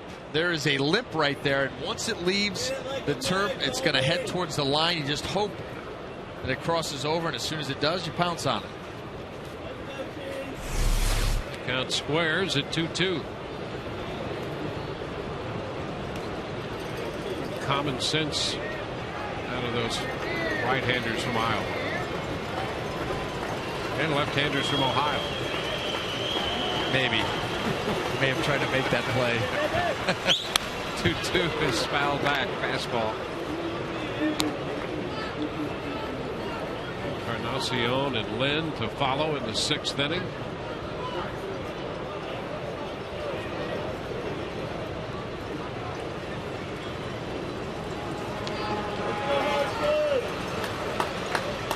Scoring in the first 2 games for the Rays, moving 12-1 and 11-5. 1-0 game here in the 6th today, and a foul ball, just a little piece of it, and Rasmus maintains the life in this at bat. Just a piece. Colby Rasmus really committed to that pitch early. The ball almost was able to duck underneath the bat. Boy, if he could throw that curveball even a little bit slower, he'd get him right here. Maybe even the changeup. 2-2. Now the count is full.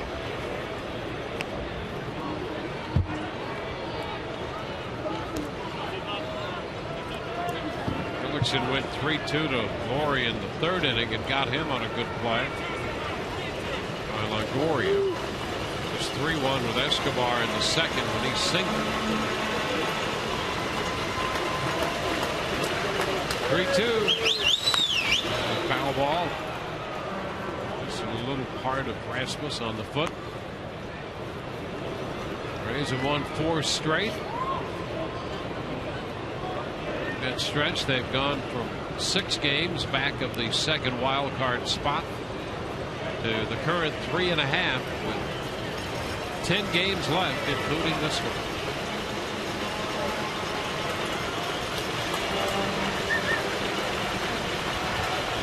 3-2 pitch. Strike 3 on the inside corner. On the 9th pitch of the at-bat, he gets him with a fastball in. That's the first out. We'll check in with Todd. All right, Dwayne, updating all the wild card scores. We have the A's and the Yankees tied at 4. Yankees have first and second, 2 outs, bottom half of the 5th inning. Manny Machado, RBI single, ties that game up in Boston. It's 1-1 in the 5th. And you saw our Subway sub prize on the line is the wild card on the line. Our sub prize on the line. You see the wild card picture right there. And Minnesota's beating Detroit in their game, and Los Angeles Angels of Anaheim play later on against the White Sox, and Minnesota will also play Detroit in the second half of a day-night doubleheader later on tonight. Guys, back to you. All right, it's 1-0 the count to Encarnacion. Gives him a strike. Shift is on. Keppinger on the shortstop side of second.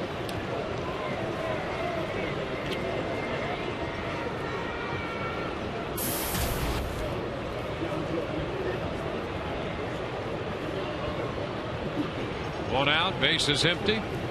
1-1 pitch. And a line drive, base hit into left. One hop to Jennings. Encarnacion picks up hit number 1. That's the 5th hit off Hellicksen today.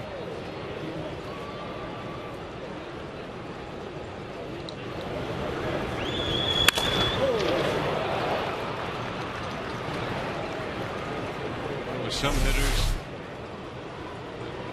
ball off the bat just consistently sounds good. Encarnacion's turned into one of those guys. Yeah. If you have that kind of power that he's shown through the years, this year, that kind of contact makes a different sound than everybody else. Adam Lynn, a little tapper, first base. That's a fair ball or foul ball? That's a foul ball. Bob Davidson on the call. The ball is, and Pena reaching into foul territory. Strike one to Lynn. Yeah, because this ball, the last bounce it takes is well within play. Watch it hit, start to go that way. And Carlos reaching across that line.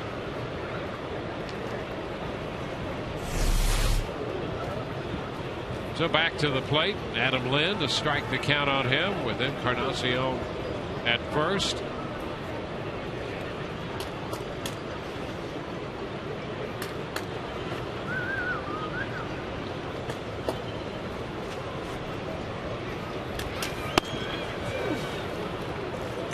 One and one. Lynn came into the game 4 of 7 lifetime off Hellickson. 0 for 2 with a strikeout and a ground out today.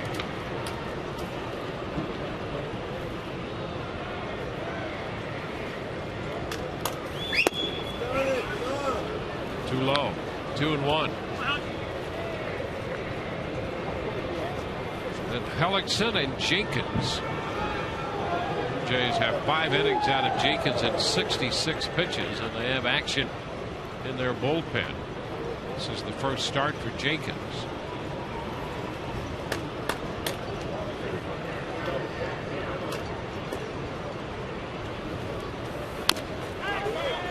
Count still 2 and 2.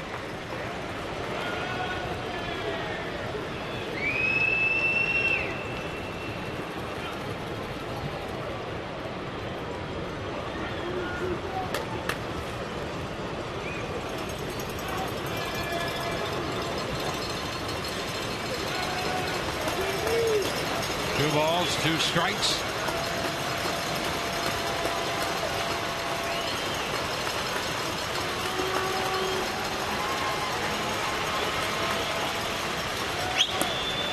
And we're going to go all the way out to 3 and 2.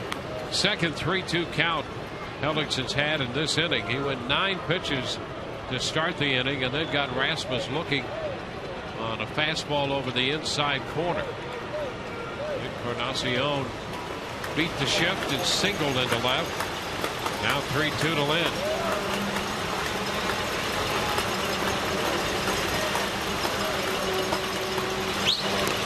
And ball 4, and another good stop by Vogt. But that walk pushes Encarnacion up to second base. 2 men on with 1 out. And J.P. Arancibia will be the hitter. Now Arancibia is 0 for 2. Hellickson struck him out on a changeup and got him on a ground ball to third in the 4th. 4 for 13 lifetime off Hellickson, including the 0 for 2 in this game.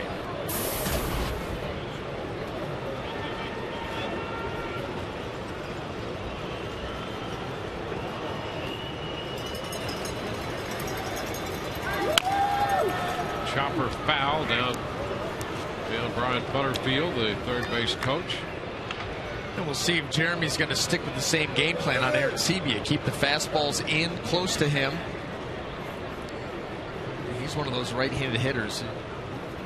The fastballs in have to be at the belt, at the hands. Fastballs down and away, and that changeup is going to be a good pitch. It was early in the game. And you need to make pitches here with a couple runners aboard.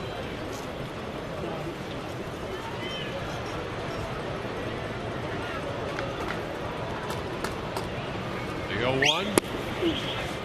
Going outside. 1 ball, 1 strike. Hellickson working his way through the lineup for the 3rd time. And that's one thing he has shown throughout the season is his ability, the batting average against him, first, second, 3rd time. Not a big difference between that. It shows you that he has an idea of how to continue to mix his patterns as the game moves along. Ground ball. That's a foul ball. See, that's the pitch right there that either the guy's going to swing and miss at, or if he does get the bat to the ball, he can't keep it fair. That fastball that he's continued to execute into right-handed hitters. Like, how you going to keep that fair? That ball's moving in. He gets the barrel to it, but not even close.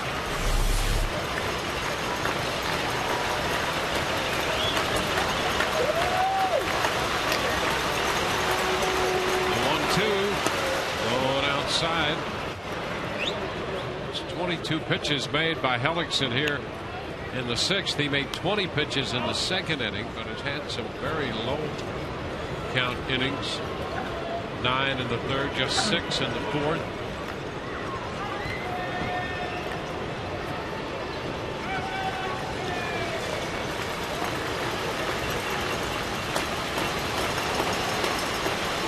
Two count. Tapper, third base side, foul. Count remains right there square. 2 balls, 2 strikes. Here's going to start to get some action in the bullpen. That's Jake McGee, who's now starting to loosen.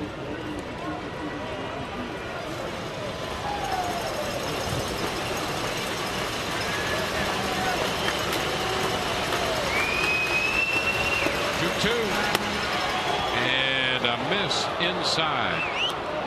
3 balls, 2 strikes. Well, you talk about a big pitch here.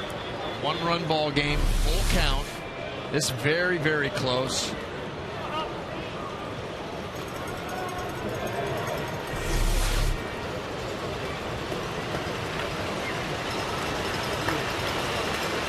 Runners first and second, 1 out. 3-2 the count. And the pitch. Fly ball into right field. Joyce lining up to make the catch. The runners will have to hold at first and second. Hellickson makes a big 3-2 delivery and gets out number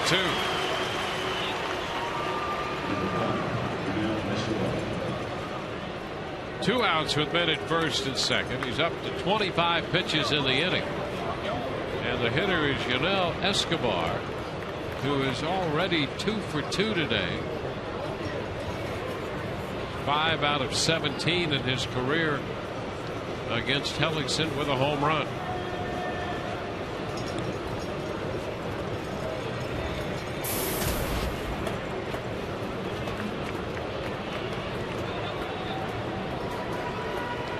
So a big out to get Aaron Sebia, and a big hitter here in Escobar.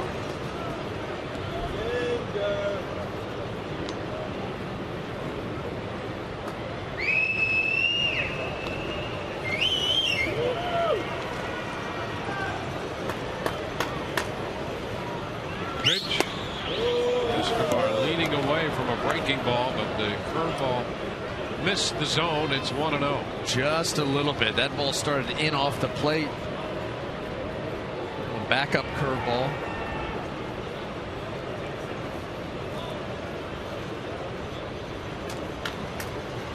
Hellickson's 1-0 delivery. Cut the miss on a fastball. 1-1. He got that pitch by him.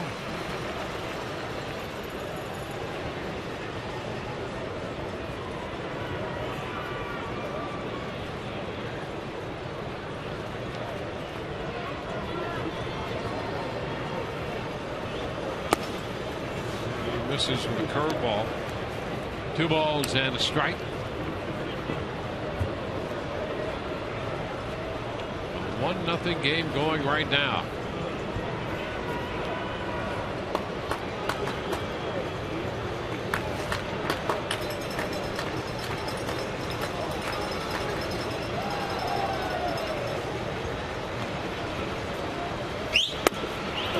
Very close.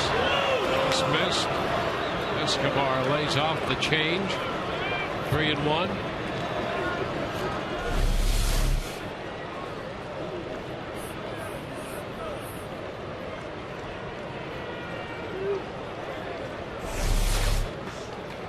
This will be the 30th pitch coming of the inning. And it's down for ball 4. That's going to load the bases. Joe Madden coming up the dugout steps. Kelly Johnson is due, and that's going to be it for Hellickson. So Hellickson makes 30 pitches here. He goes 5 2/3. Departs with 95 pitches on the day. Call to the bullpen brought to you by Metro PCS Wireless for All.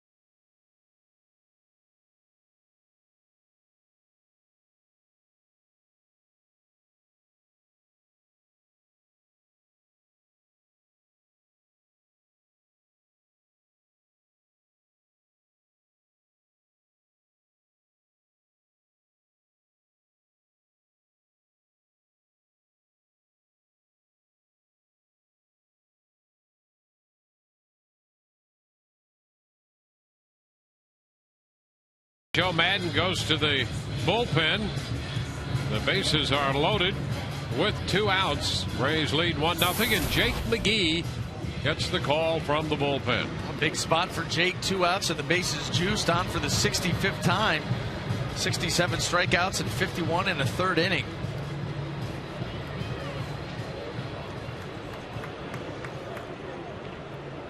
John Farrell's going to stick here with Kelly Johnson, so left on left. Here we go. And Johnson has a single and a sacrifice in this game. 1 for 5 with 3 strikeouts in his career against McGee. Jumps on the first pitch, fouling it. Strike 1. You're a left-handed hitter against McGee. Why wouldn't you go for the first pitch fastball? Well, yeah. I mean, you get 3 strikes, and you're going to see a lot of fastballs, so take advantage of all 3 swings. No reason to sit back and let Jake work ahead of you, and that's something that he's done a lot of this year. Pounding that zone.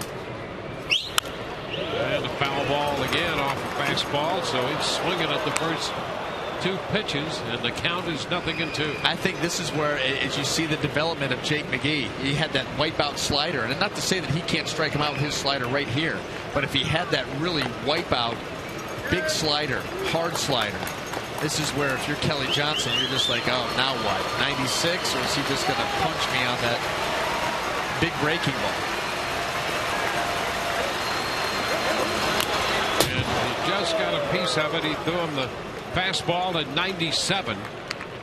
Johnson fouled it away. And you could go down and away right now with that slider and probably pick up a strikeout or a ball off the end of the bat, because that ball was 97 up and on the inner half that Kelly had to really speed up to foul off. He is absolutely set up for the slider down and away.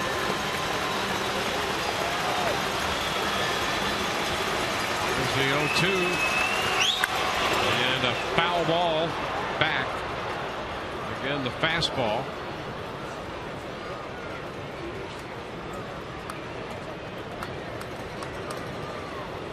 Johnson with 153 strikeouts this year.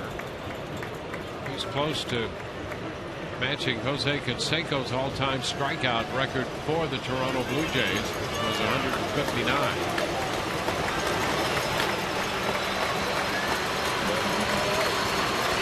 Count. Strike 3 call. They got him. Fastball after fastball, and he took the fastball in at 97. Jays leave him loaded. Rays lead 1-0.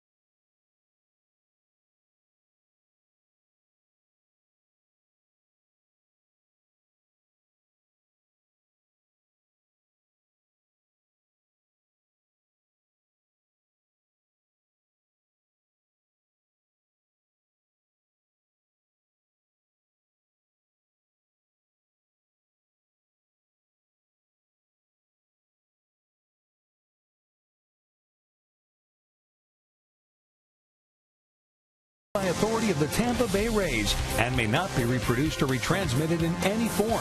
And the accounts and descriptions of this game may not be disseminated without the express written consent of the Tampa Bay Rays. Bottom of the 6th inning. Jake McGee finished off the top half by striking out Kelly Johnson with the bases loaded. So the Rays hang on to their 1-0 lead. We go to the bottom of the 6th. Steve Delabar, the new pitcher now for the Blue Jays. He'll face the top of the batting order. Here's Desmond Jennings. The pitch is outside to Desmond.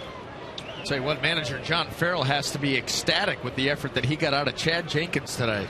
Yeah, 5 innings, only 66 pitches through 5. Gave up the 1 run on the home run. B.J. Upton, that came in the first, just 2 hits. 1-1 to count to Jennings.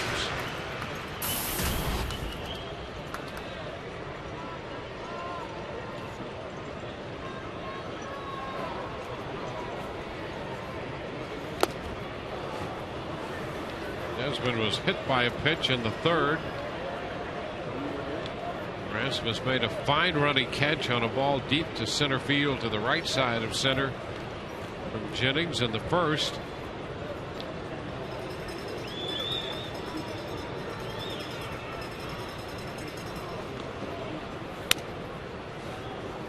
Squares the count at 2 balls, 2 strikes.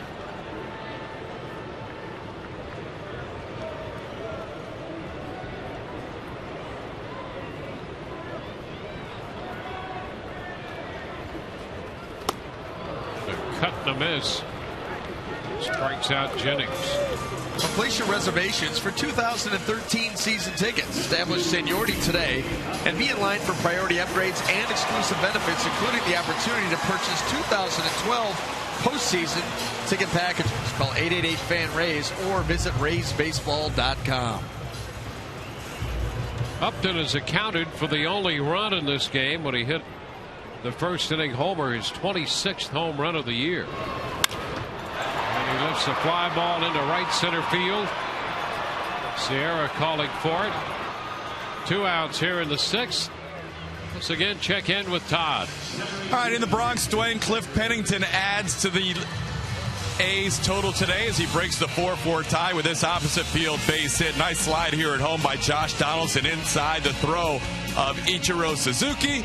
And the A's take the 5-4 lead. Pennington with 3 RBIs, knocking Kuroda out of the game as they head to the bottom half of the 6th inning. Still tied at 1 at Fenway, and Minnesota 6-2 in the 8th over Detroit, guys. And here Ben Zobrist hits in the bottom of the 6th inning. Taps one foul up the right side. Hey, somebody let the Tigers know that the game started.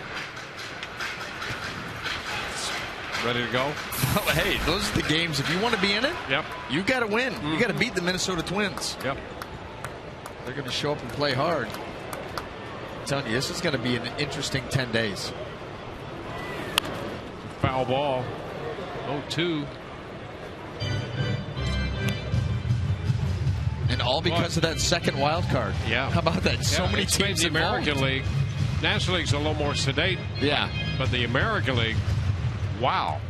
With the second I didn't know the card. National League was still playing. I thought they disbanded. 0-2 the count here. Zobrist facing Delabar. 1-2. Well, how'd you like to be trying to figure out the Tigers? Man. No. You know, everybody's ready to just give them the Central. Crown when the season started. That's right. Not happening. We are not who they thought that they were. I think that's how it goes. Something like that, yeah. I don't know. Denny Green, get him on the line. He did it better. Look at the Central right now. The Tigers half game back of the White Sox. White Sox thought they were rebuilding. Their manager, Kenny Williams, said that in the offseason. We're rebuilding. Liner into center and a base hit for Zobrist. So the Rays pick up their 3rd hit. Yeah, they're supposed to be rebuilding. The Tigers are supposed to run away with the division. Right, and neither one of them got the memo. Yeah. Here's Evan Longoria.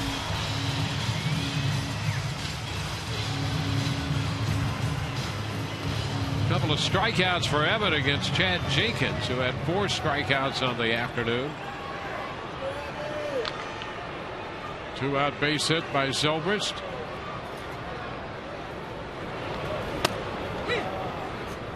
And there's a strike.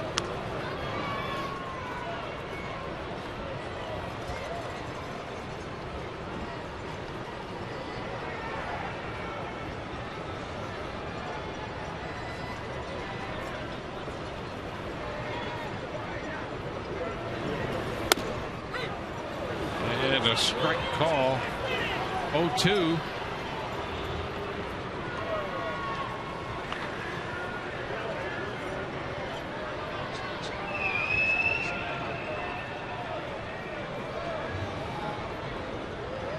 Count.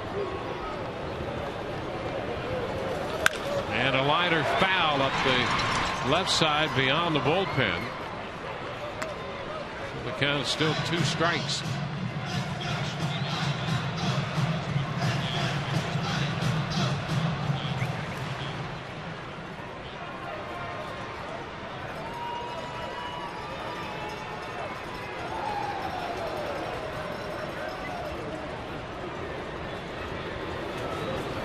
Ground ball.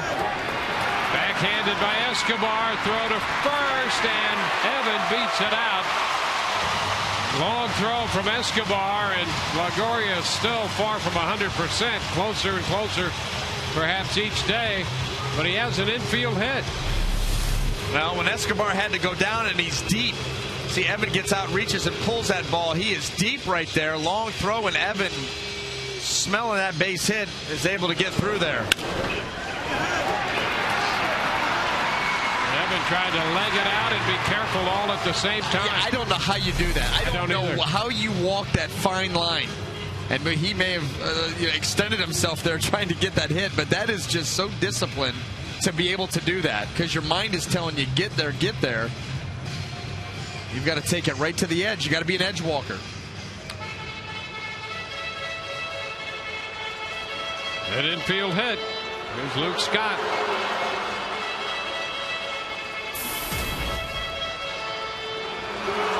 Rays left a man at second in the 5th. Now with 2 outs, 2 men on in the 6th.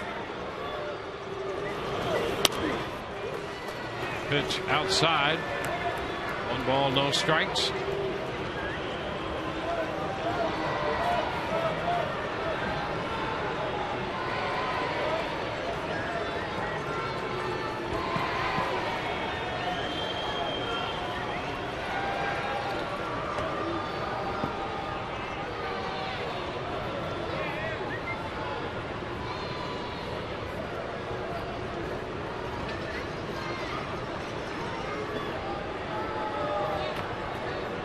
Runner at second is Zobrist. Longoria at first.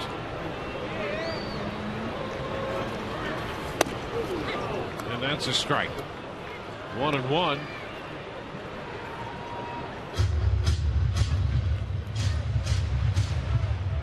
Luke getting his first look at Delabar.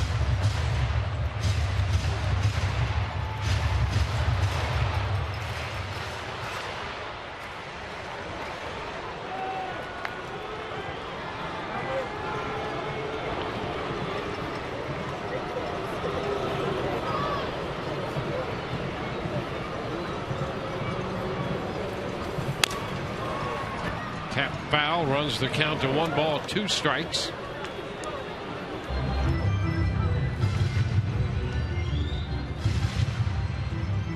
Delabar's last outing was on the 19th in New York. He took a loss, giving up a run in an inning and a third.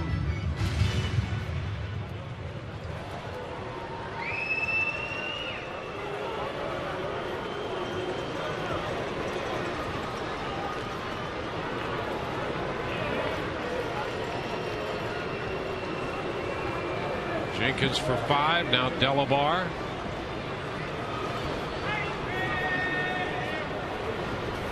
And a cut to miss. Scott strikes out. Missed the split. Rays lead 2. They lead 1-0.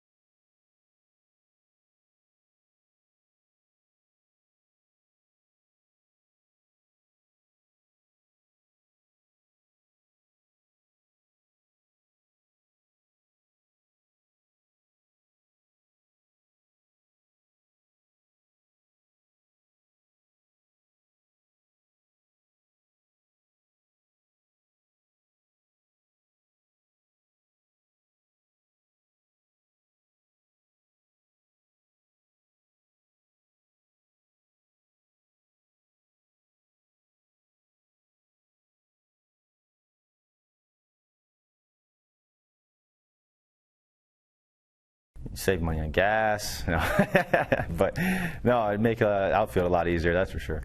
Probably be invisible, because you could get into anything you wanted to and not be noticed.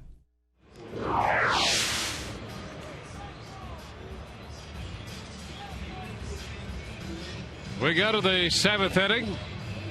Kyle Farnsworth is the new Rays pitcher. Jake McGee got a big strikeout of Kelly Johnson to leave the bases loaded in the 6th. Now Farnsworth, the 3rd pitcher of the day for the Rays.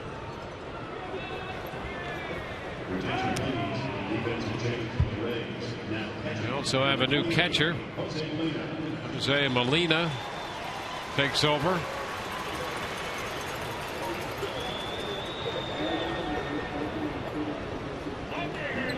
Jose Sierra at the plate, leading it off, and the first pitch is a strike. Anthony Ghost next, and then the top of the order, Brett Laurie.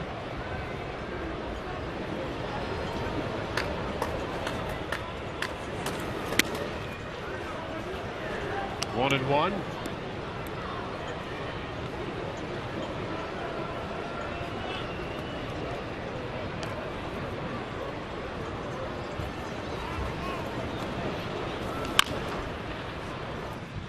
One ball, 2 strikes.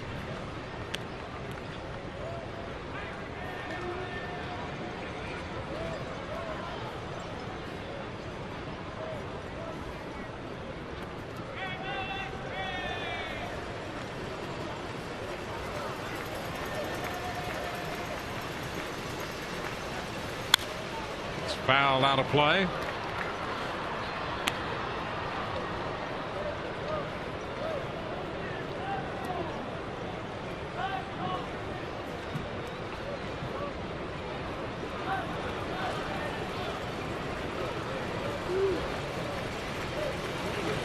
Farnsworth worked an inning in the game here last night. It's Keppinger at second, gloving this one. Over to Pena. Sierra is the first out in the 7th.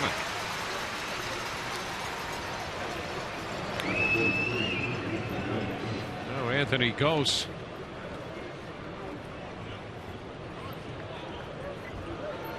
Ghost had the infield hit in the 5th inning, giving him a 1-for-2 day. Wade Davis, the righty. J.P. Howell, the lefty.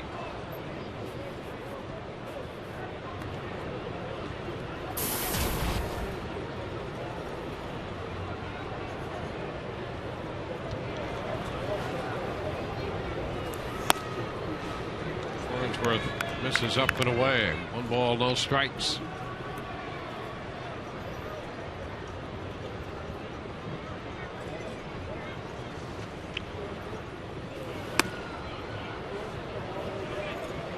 Two 2-0. It's 5-4 Oakland. The game is in the bottom of the 6th inning.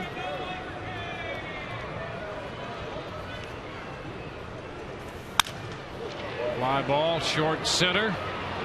Zobrist out. That's going to fall out of the reach of Zobrist. Second uncovered, and now getting over to cover as the throw comes back in. Longoria and Farnsworth were both converging on the bag at second base as the ball fell in between Zobrist and Upton, and Ghost hustles his way into second with a double.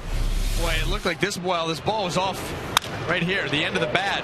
Ben goes up and then I think assumes that BJ's going to get to it and kind of pulled off of it. BJ kind of coming in. I think he was assuming that Ben had it, and so he pulled up. Both guys, not a lot of communication out there, pulled up off of that ball and it allowed it to drop in. Yeah, ideally you'd like the center fielder to take charge on a ball coming in if he can and be demonstrative about it. Yeah, absolutely. That's what you would want. Now BJ was coming from a long way, but the way that Ben was running back so hard, well, there was just a lot of assuming going on out there, and it never works out usually. Ghost now in scoring position, and here's Brett Laurie. Laurie down the left field line. That's going to be foul. Broke his bat. One strike the count on Laurie. Ghost picking up his 6th two-base hit of the year. Yeah, suddenly in that play, the way it broke out, Keppinger had broken towards short center as well. Second base was left open, and Farnsworth was trying to get there from the mound, and Longoria over from third, and for a moment that left third open. That's where Molina would come into play. High fly ball, left center field. Upton to make the catch. Tag. Ghost heads to third, and he's going to make it ahead of the throw. He'll be there with 2 outs. A little deep job by Ghost. He caught BJ out there flat-footed as he made that catch. A quick tag up. Stayed pretty close to the bag. Watch him. Off the bat. Okay, take a look. Take a look. And then boom. Off and running. So now a man at third with 2 outs. Colby Rasmus due up. And Joe Madden comes out to make a pitching change. That's it for Farnsworth. Call goes out for the lefty. Call to the bullpen brought to you by Metro PCS.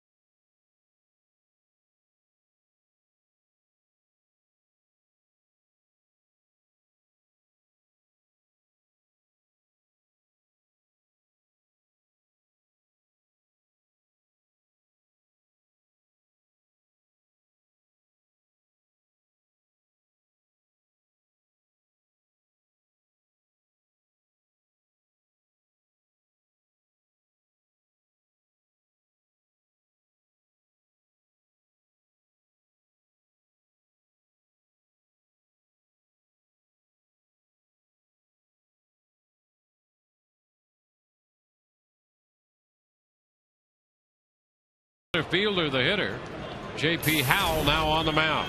Up for the 54th time, 49 2/3 innings of work, 41 strikeouts, and a 225 average against. Big spot here for J.P. Lefty on lefty.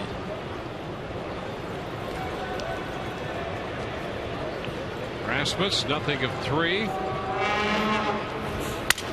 And a little broken bat hopper toward Keppinger. Howell with a great pickup and the throw. He got it. J.P. Howell never gave up on that ball. Keppinger was going to have a tough chance to get the runner. And J.P. Howell, coming out of nowhere, came up, didn't give up on the play, and made it at first to retire the side. Here it is. Stamp it with a star.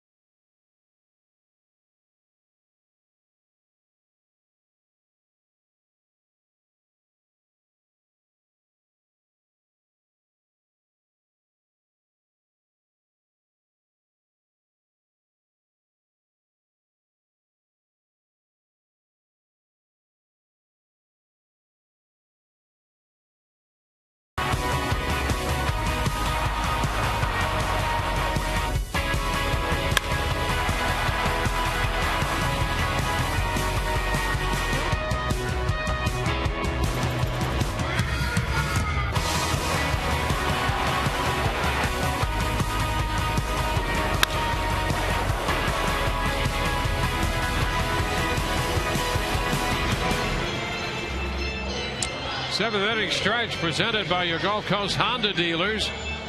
1-0 the Rays lead, and boy, what a defensive play by J.P. Howell to get Rasmus at first base. And the way this game is stacking up, this is a very big play. Well, Keppinger had absolutely no play. And so you see what J.P. Howell was able to do right there. This is unbelievable. He's going back towards second base, not used to making those kind of plays, has to field it, throw, dive it. I mean, that is just tremendous. A bit of tie ball game. Never seen a pitcher first play like that before, and we might not for a long time. That was exceptional, and at a crucial spot here.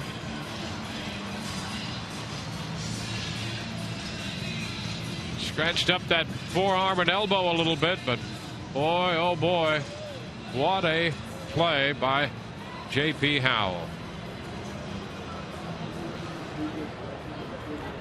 Well, here is Keppinger. Boy, it was going to be tough for Keppinger to make any play on that ball, and J.P. Howell made the play. There was just no momentum on that ball that was hit by Rasmus. It kind of just went out there and died. Keppinger takes a strike. Bottom of the 7th underway.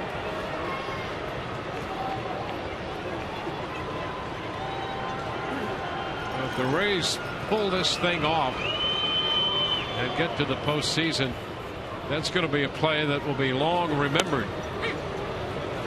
Great effort by J.P. Howell. 2 strikes the count here to Keppinger. Rays counting this one. 10 games left. They're 3.5 back from the second wild card spot.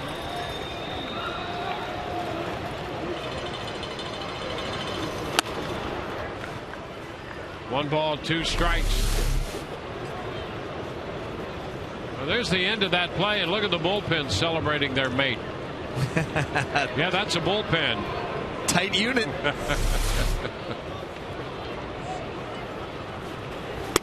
Swing and a miss. Keppinger is out on strikes. It's 3 strikeouts now for Delabar. So he has worked an inning and a third. Matt Joyce is due, and John Farrell is up out of the dugout and on his way to the mound. So this call to the bullpen brought to you by Metro PCS.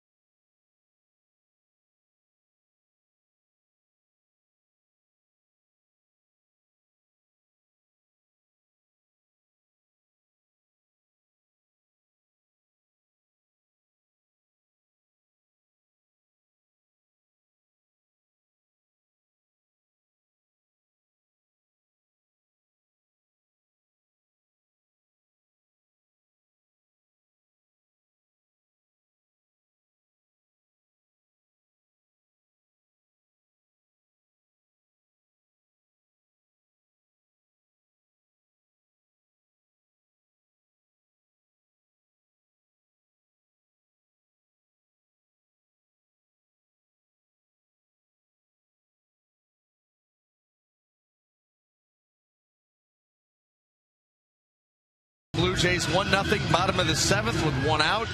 It's Major League Baseball on Fox season. Fox Sports is proud to support the Boys and Girls Clubs of America, a place where youth can reach their full potential as productive, caring, responsible citizens. To learn more, please visit greatfutures.org/Fox Sports.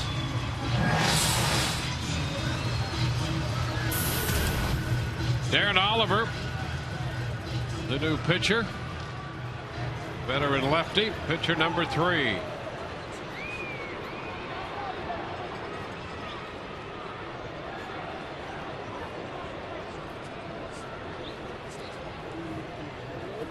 Matt Joyce lining one foul up the right side beyond the bullpen.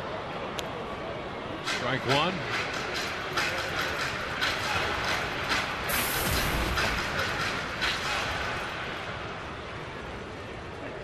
Matt doubled in the 5th.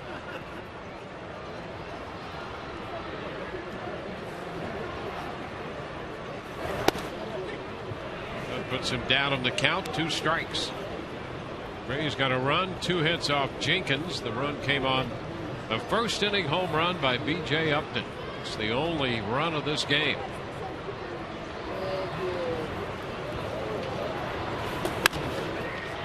Pitch is lifted up the left field side. Foul ball out of the reach of Ghost. As far as Ghost was playing Joyce around toward left center, he could not get there in time to catch the foul ball. Well, the Rays coming into this game had scored 43 runs over their last 4 games. That's the most in club history over a 4-game span. Winning last night's game 11-5, and here they are hooked up in a 1-0 ball game this afternoon. Joyce lines it into right field. Sierra started in but goes back now and makes the catch. 2 gone. Rays it at 381 during the stretch of that 4-game span.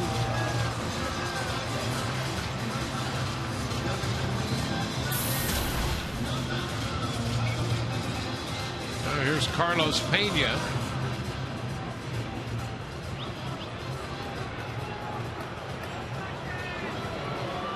Pena's popped out and has been called out on strikes.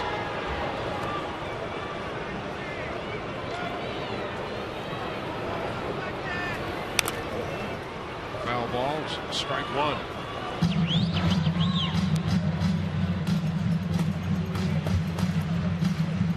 Run 4 hits for the Rays, no runs, 6 hits for the Blue Jays.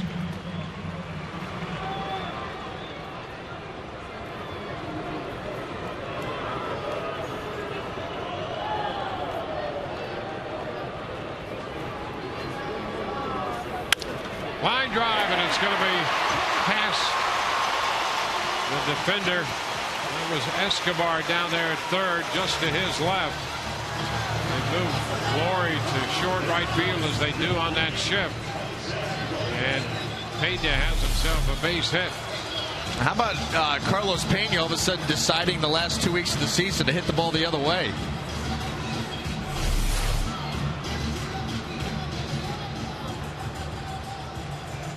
That moves his average to 199.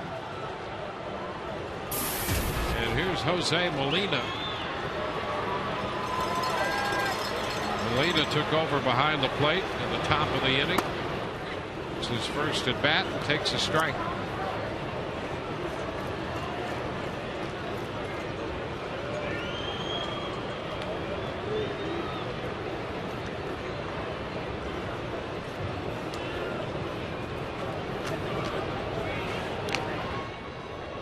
Pena jumps back to the bag at first.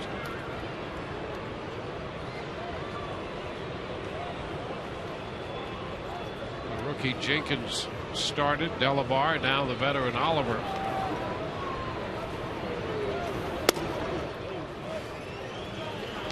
One and one.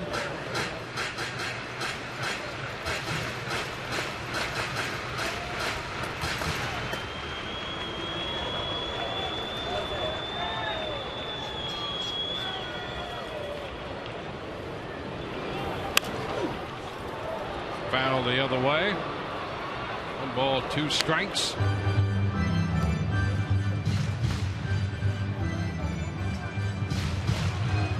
Molina 0 for 3 against Oliver in his career. Oliver will be 42 years old in a couple of weeks.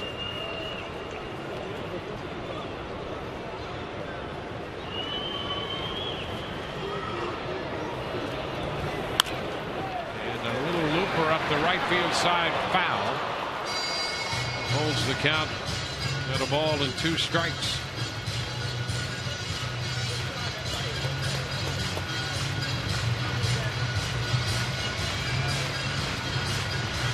The starting pitcher today, Chad Jenkins, was born in December of 1987, and in the spring of 1988, Darren Oliver started his pro career in the Gulf Coast League. How about that? The 1-2 pitch is down. 2 balls, 2 strikes.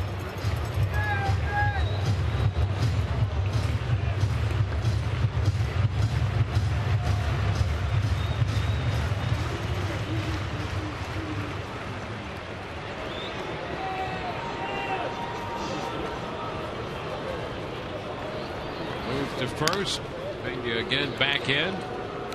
Jennings would be next if Molina could keep the inning going here in the 7th.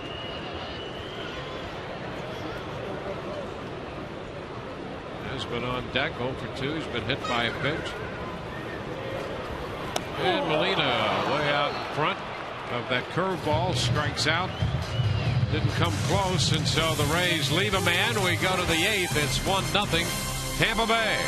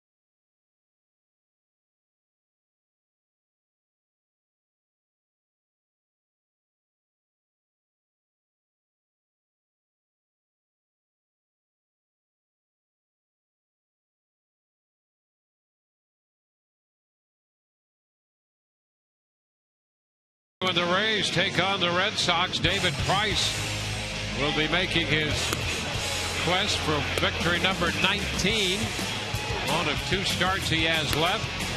We'll be with you at 6:30 on Sun Sports in high definition. He'll draw Clay Buchholz as his pitching opponent.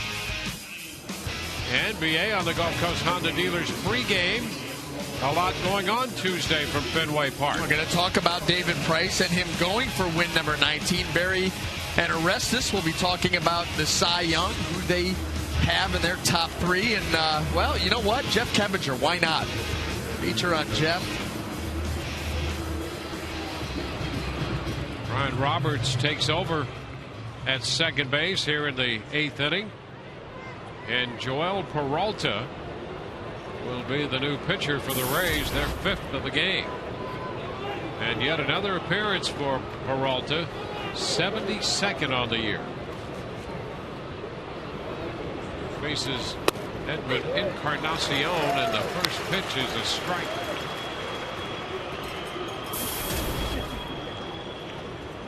Peralta worked an inning yesterday, gave up a run on a couple of hits.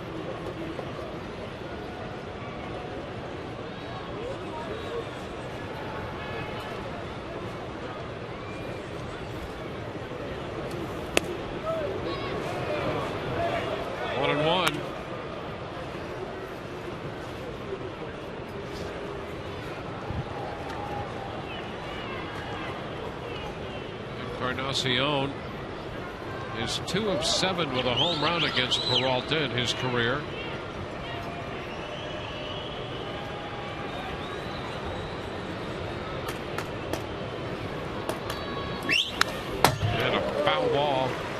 Encarnacion out after the fastball and fouled it back.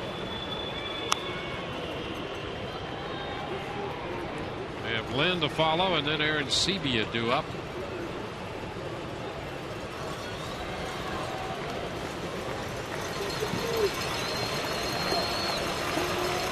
Seventh in New York. Oakland leading New York 5-4. Tigers batting in the bottom of the ninth, trailing 10-2 to Minnesota.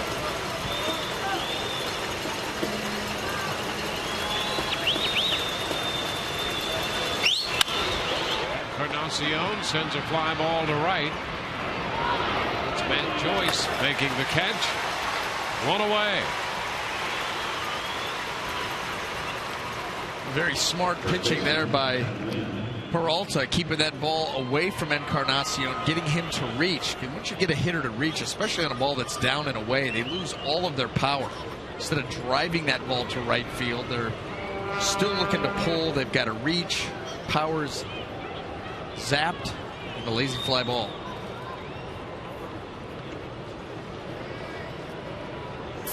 Adam Lind walked into sixth. Otherwise, he struck out and grounded out to first.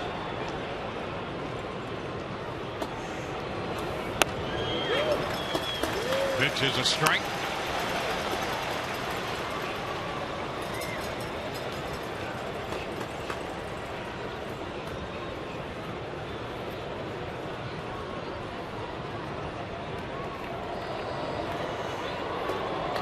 Peralta eaten up a lot of innings and a lot of appearances out of the bullpen.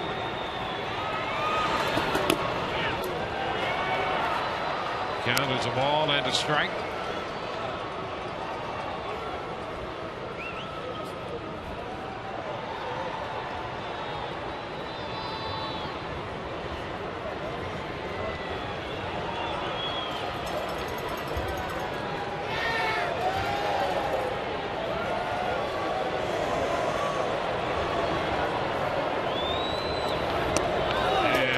In there. Move up on the breaking ball, and it's a strike call, 1-2.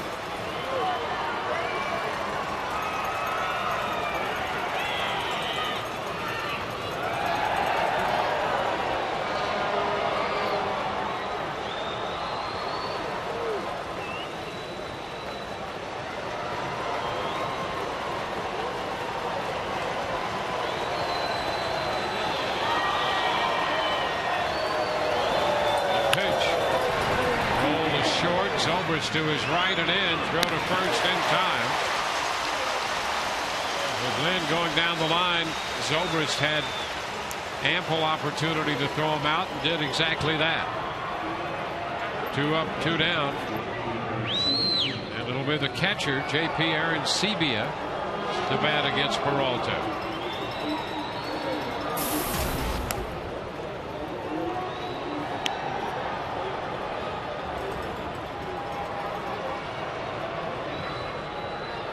Aaron Sebia struck out against Hellickson in the second, grounded out against Hellickson in the fourth. And in the sixth inning, Hellickson got him on a fly ball to right. Now facing Peralta. The pitch is low. A ball and no strikes.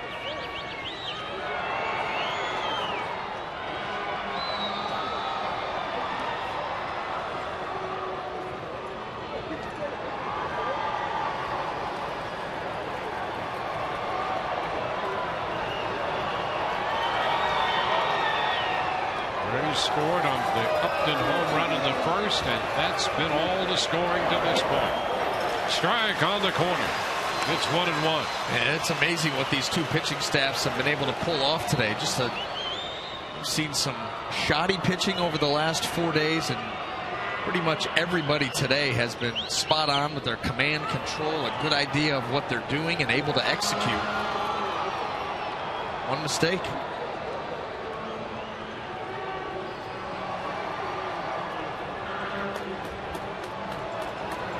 One, too high. 2 balls, 1 strike. The The Rays were 6 games behind the second wild card race with 14 games left to play. They're in a situation where they have 10 games left to play, counting this one right now. And they started the day 3.5 out of the second wild card spot. 2-2 the count to Aaron Sebia.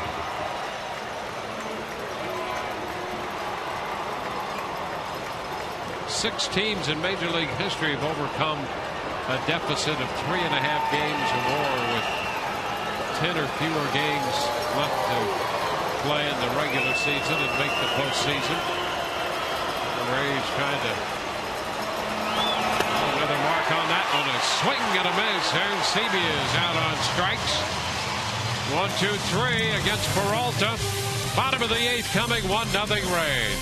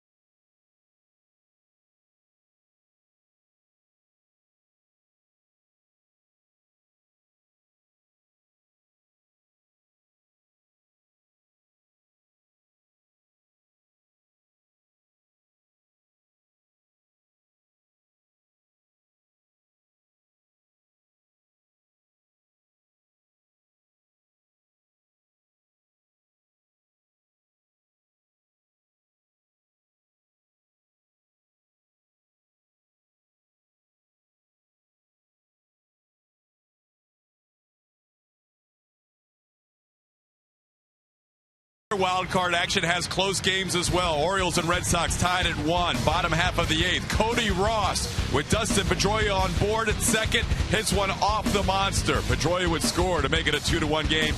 Red Sox still batting, leading 2-1 in the 8th inning. Jared Weaver threw 33 pitches but got through the first inning against Chicago. 13 in the second. He's got 46 pitches through 2. They are scoreless in Anaheim, and Oakland still leads the Yankees as they head to the 8th in the Bronx, guys.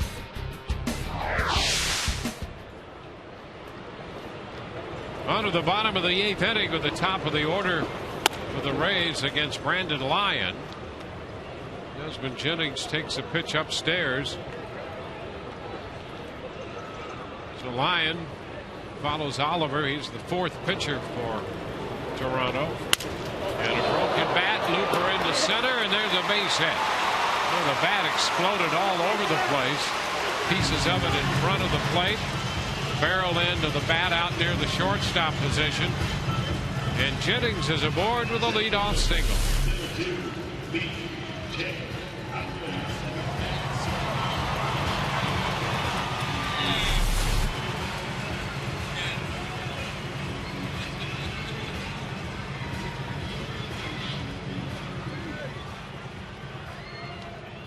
Well, here's B.J. Upton.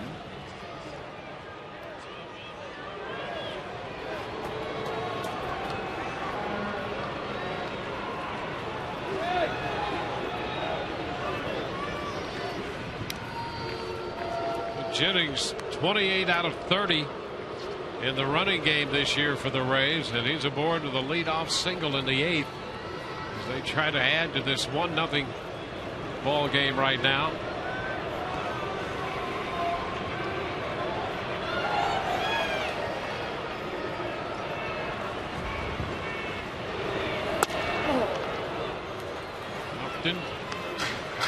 Turned to go after that pitch, thought better of it. That's a strike.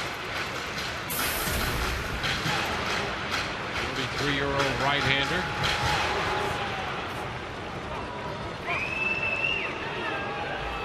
Ryan was in the ball game last night. He pitched a third of an inning.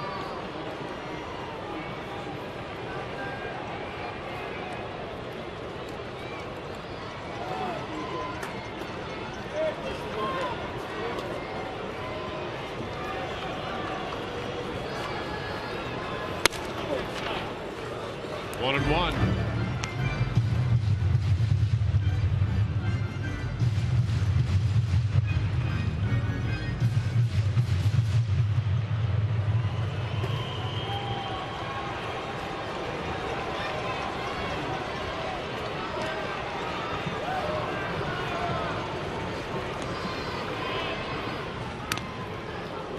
Jennings back in there.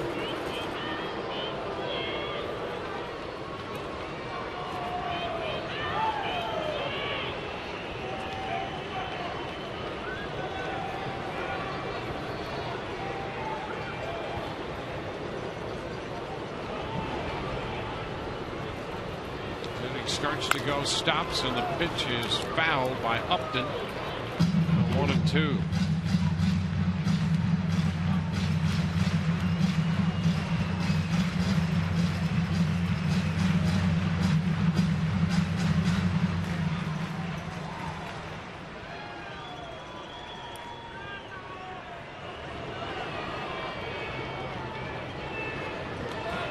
Rays have had hits in each of the last 4 innings now, including this one. On to first. Jennings from Lyon. Braves got a double from Joyce with 1 out in the 5th. Left him on with 2 outs. Back-to-back base hits in the 6th. Left those hitters on. 2-out base hit from Pena in the 7th. He was stranded.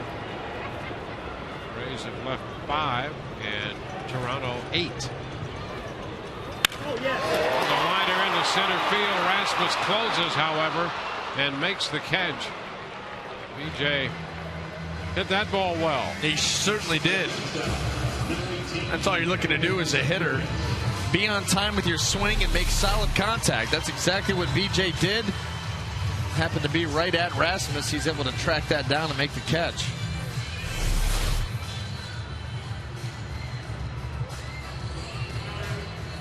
Brings up Ben Zobrist. A walk and a base hit, called out on strikes in between those 2 plate appearances.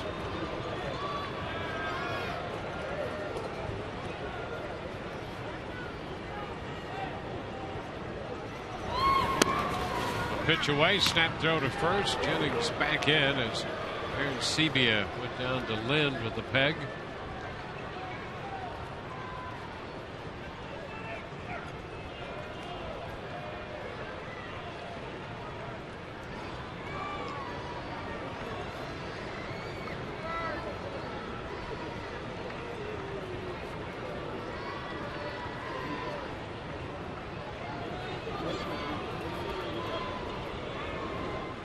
Step back by Lyon.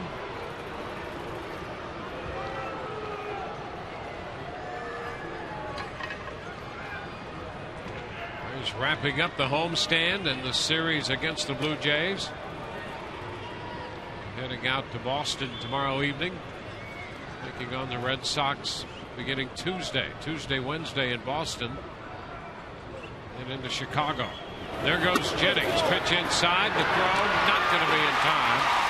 Jennings with his 29th stolen base. He's 29 out of 31 stealing bases. Now he's in scoring position.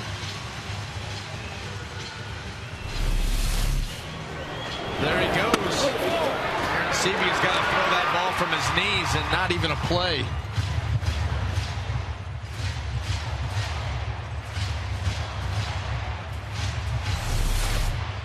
There's another potential run out there in scoring position. They're going to walk Zobrist intentionally down 2-0 in the count with first base open.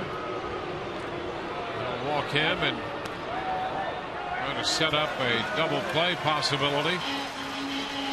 And Evan Longoria will be the hitter against Lions.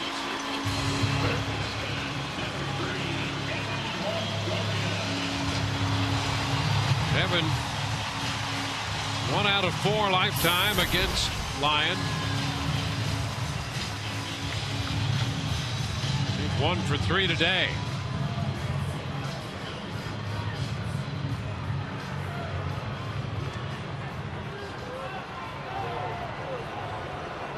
Rays looking for some cushion to carry into the ninth.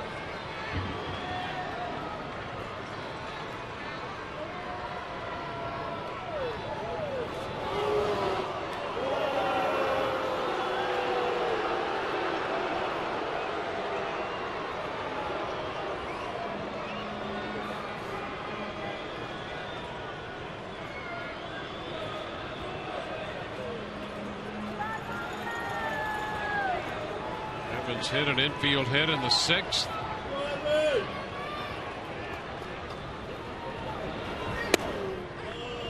Breaking ball from Lyon to start him. That's a strike.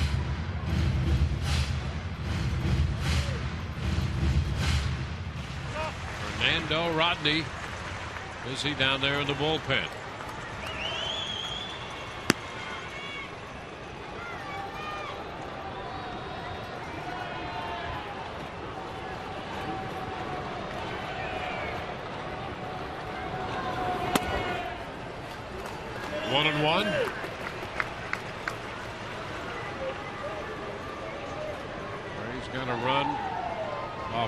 Jenkins in the 5 innings he worked on the home run by B.J. Upton. Steve Delabar worked an inning and a third. Oliver 2/3. Lyon on in the 8th.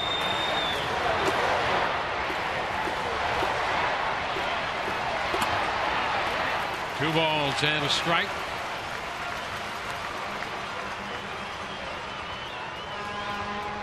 Oakland batting in the 8th inning in New York, leading the Yankees 5-4.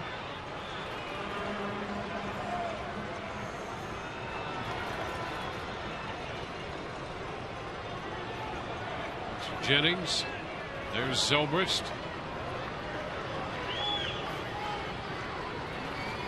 Two-one. That takes the count to 2-2. A little over aggressiveness there by Evan. Count in his favor, a couple of runners aboard. Raised with just 1 run on the board. Goes after a breaking ball down the dirt.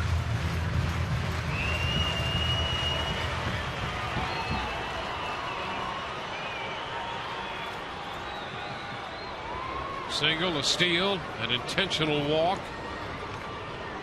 1 out, 2-2 the count.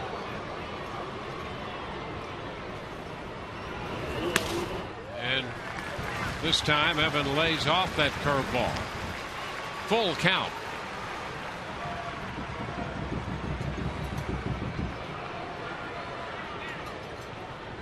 Well, if you're Evan Longoria, you got to figure you're going to get another breaking ball here. That's all you've seen. No reason to think anything other than that. Not sure if you can comfortably sit on a breaking ball, though.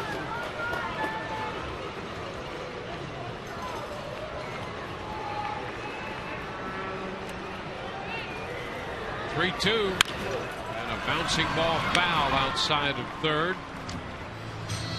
Pitch had a little cut on it.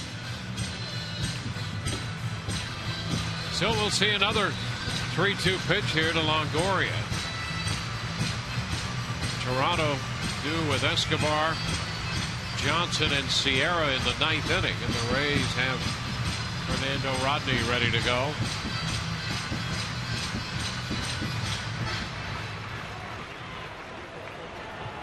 Luke Scott on deck.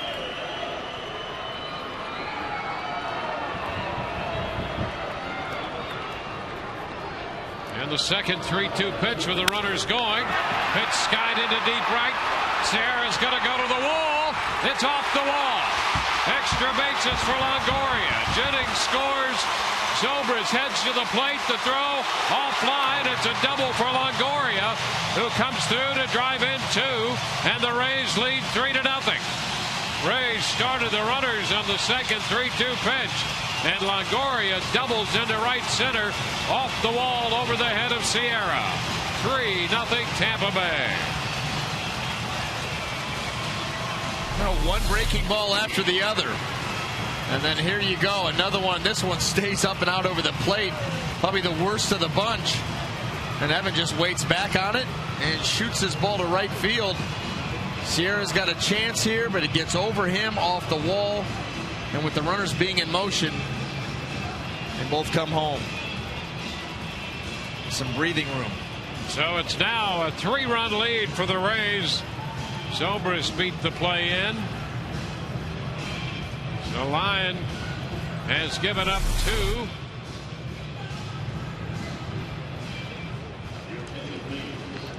He departs with Longoria at second base. Aaron Loup will be brought on now to face the left-handed bat of Luke Scott, although Joe Maddon's going to counter that move.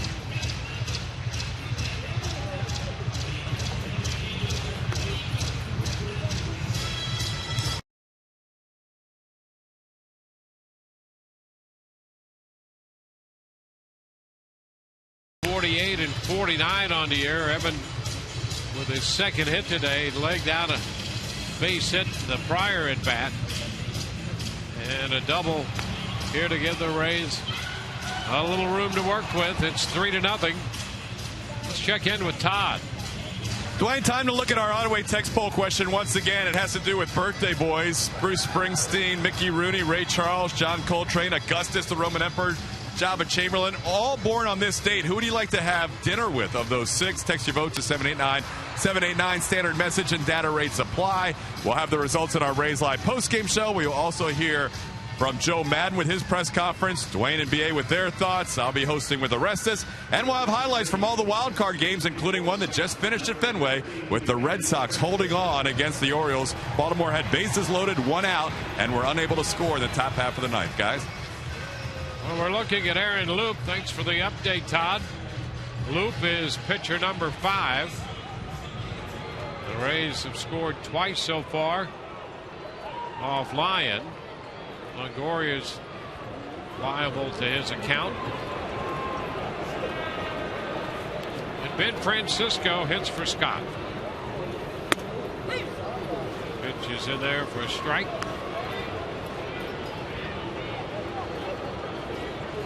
Scott had gone 0 for 3.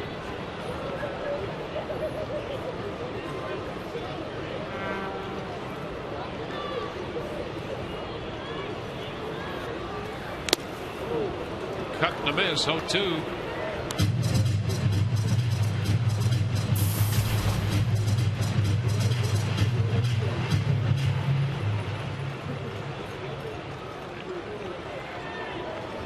Appearance for Luke.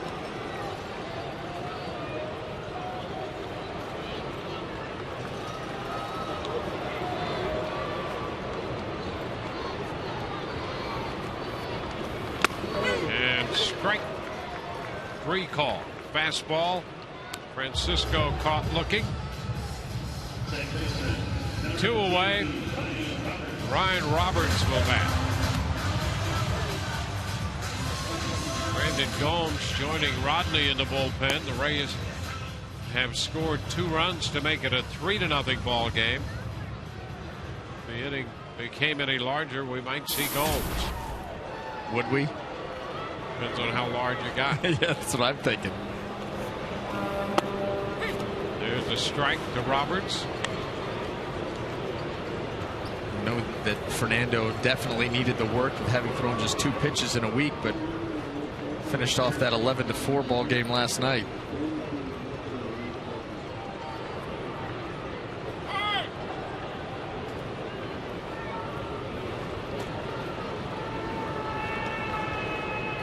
One strike to count.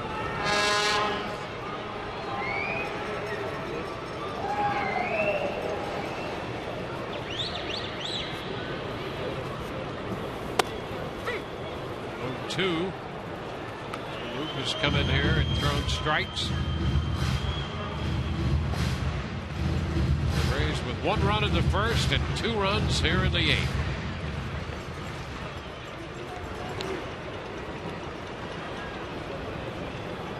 Red Sox, as Todd told us, over the Orioles.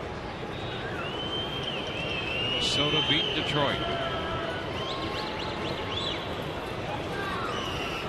And a ground ball to third. Maury has it. His throw to first in time. Rays are out in the 8th inning, but they add 2 runs. This ball game heads into the 9th, and the Rays lead 3-0.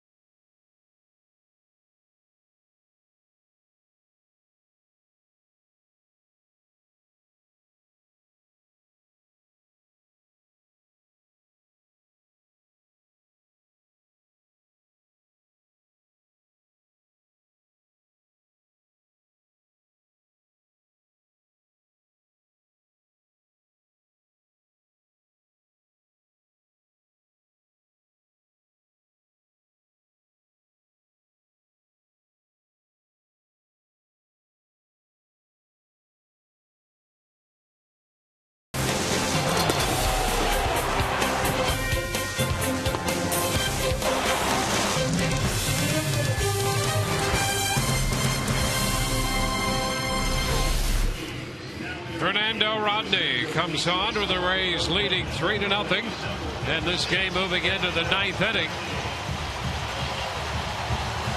Now, hard to be better than Rodney's been. No, and as good as he's been all season long, you still love the fact that the Rays were able to tack on a couple of runs and give him some room to work with. But 43 out of 45 in the saves, and how about the ERA? Microscopic at .65.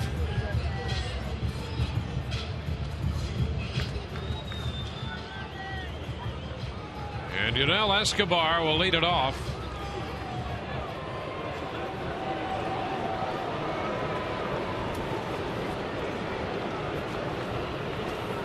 Escobar takes the first pitch and it's down. He's been on 3 times with 2 singles and a walk. Rays have shut out Toronto on 6 hits, spread among 6 pitchers. 2 balls, no strikes. Hellickson worked 5 2/3.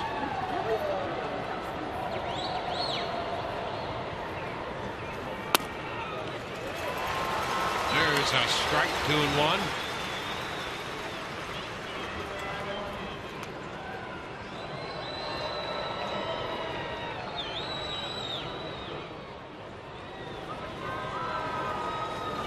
Ground ball headed toward the middle.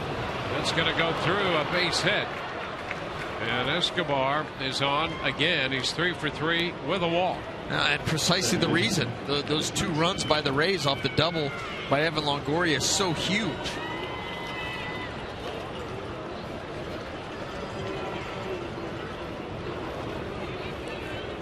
Well, and here you're going to have Rodney with this runner aboard deal with the bottom of the order or potentially pinch hitters. Kelly Johnson. The base hit, a sacrifice, and a strikeout. He takes a fastball, strike 1.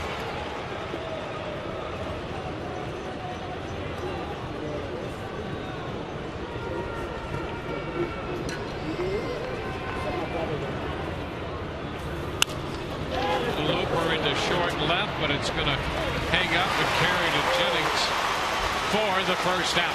1 down. Escobar back to first.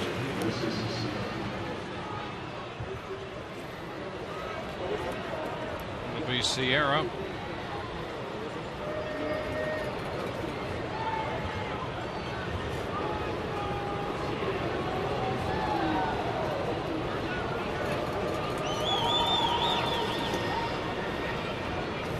Sierra takes a high fastball. 1 ball, no strikes.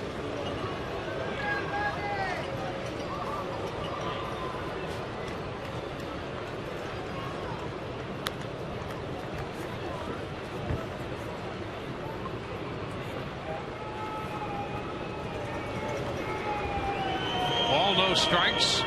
Escobar at first.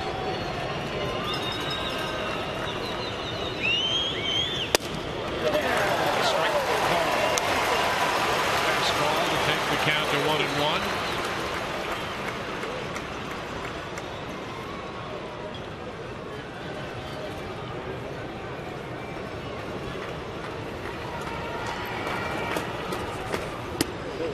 Inside, 2 balls and a strike.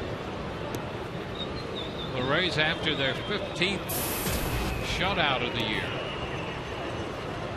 after their 83rd win, starting the day 3.5 back of the second spot in the wild card race. 2-2 now to Sierra. Well, you talk about being in a hitter's head. Fernando Rodney with that fastball changeup combination and the difference in velocity between the 2 pitches, yet the similarity of the look. He can really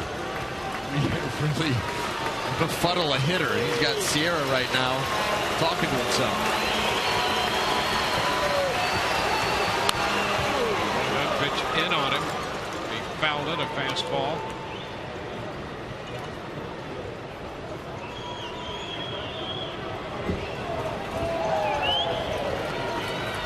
Oakland batting in the 9th inning in New York, leading 5-4.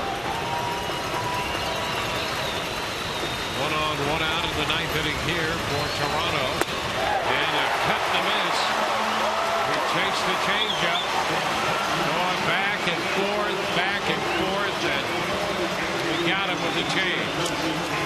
Well, fans, here's your chance to win a jersey right off a player's back and other great prizes at all Rays home games until October the 3rd during the annual Shirts Off Our Backs fundraising. Proceeds will benefit the Rays Baseball Foundation and the Florida Restaurant and Lodging Association Educational Foundation. For more details, visit raysbaseball.com/community.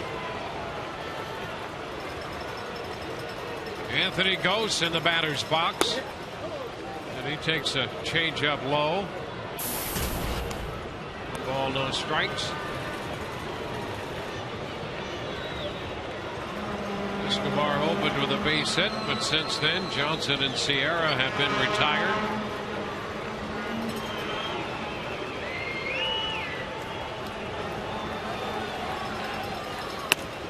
That's a strike on the corner. 1-1.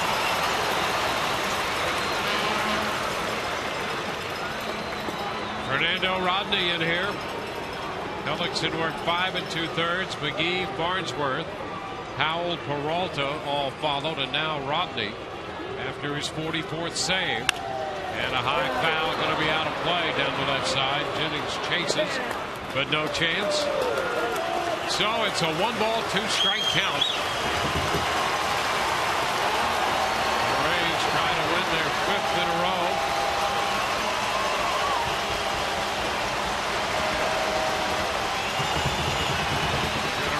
First and 2 in the 8th to lead 3-0.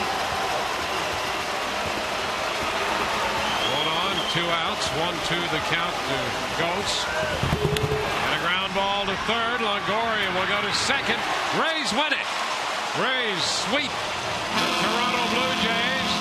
Post a 3-0 victory here this afternoon at Tropicana Field over Toronto. Hellickson's going to get the win, and a save for Rodney. And at the moment, the Rays are 3 back of that second wild card spot. with 9 games left to play. And where they will be exactly depends upon the outcome of that Oakland, New York game. So Hellickson picks up the win, 9-10. The loss to Chad Jenkins, he's 0-2. And the save for Rodney, he's 44 out of 46 on the year. And as we promised earlier in the day, it's Miller time, brought to you by Miller Lite. Everybody contributed in this one, including J.P. Howell with this great play on that ball hit by Colby Rasmus. That got the Rays out of the top half of the 7th inning. And the Rays go on to post their 15th shutout for the pitching staff this year. Right now, Todd Callis standing by with Evan Longoria on the field. Thank you, Dwayne. Longo, after all those runs the last 4 games, it seemed like today was more the Rays formula. Good pitching, enough hitting, and really solid defense. Yeah, I mean, it did seem like we're kind of back in old form. The last 2 games were really something for us to build off of offensively.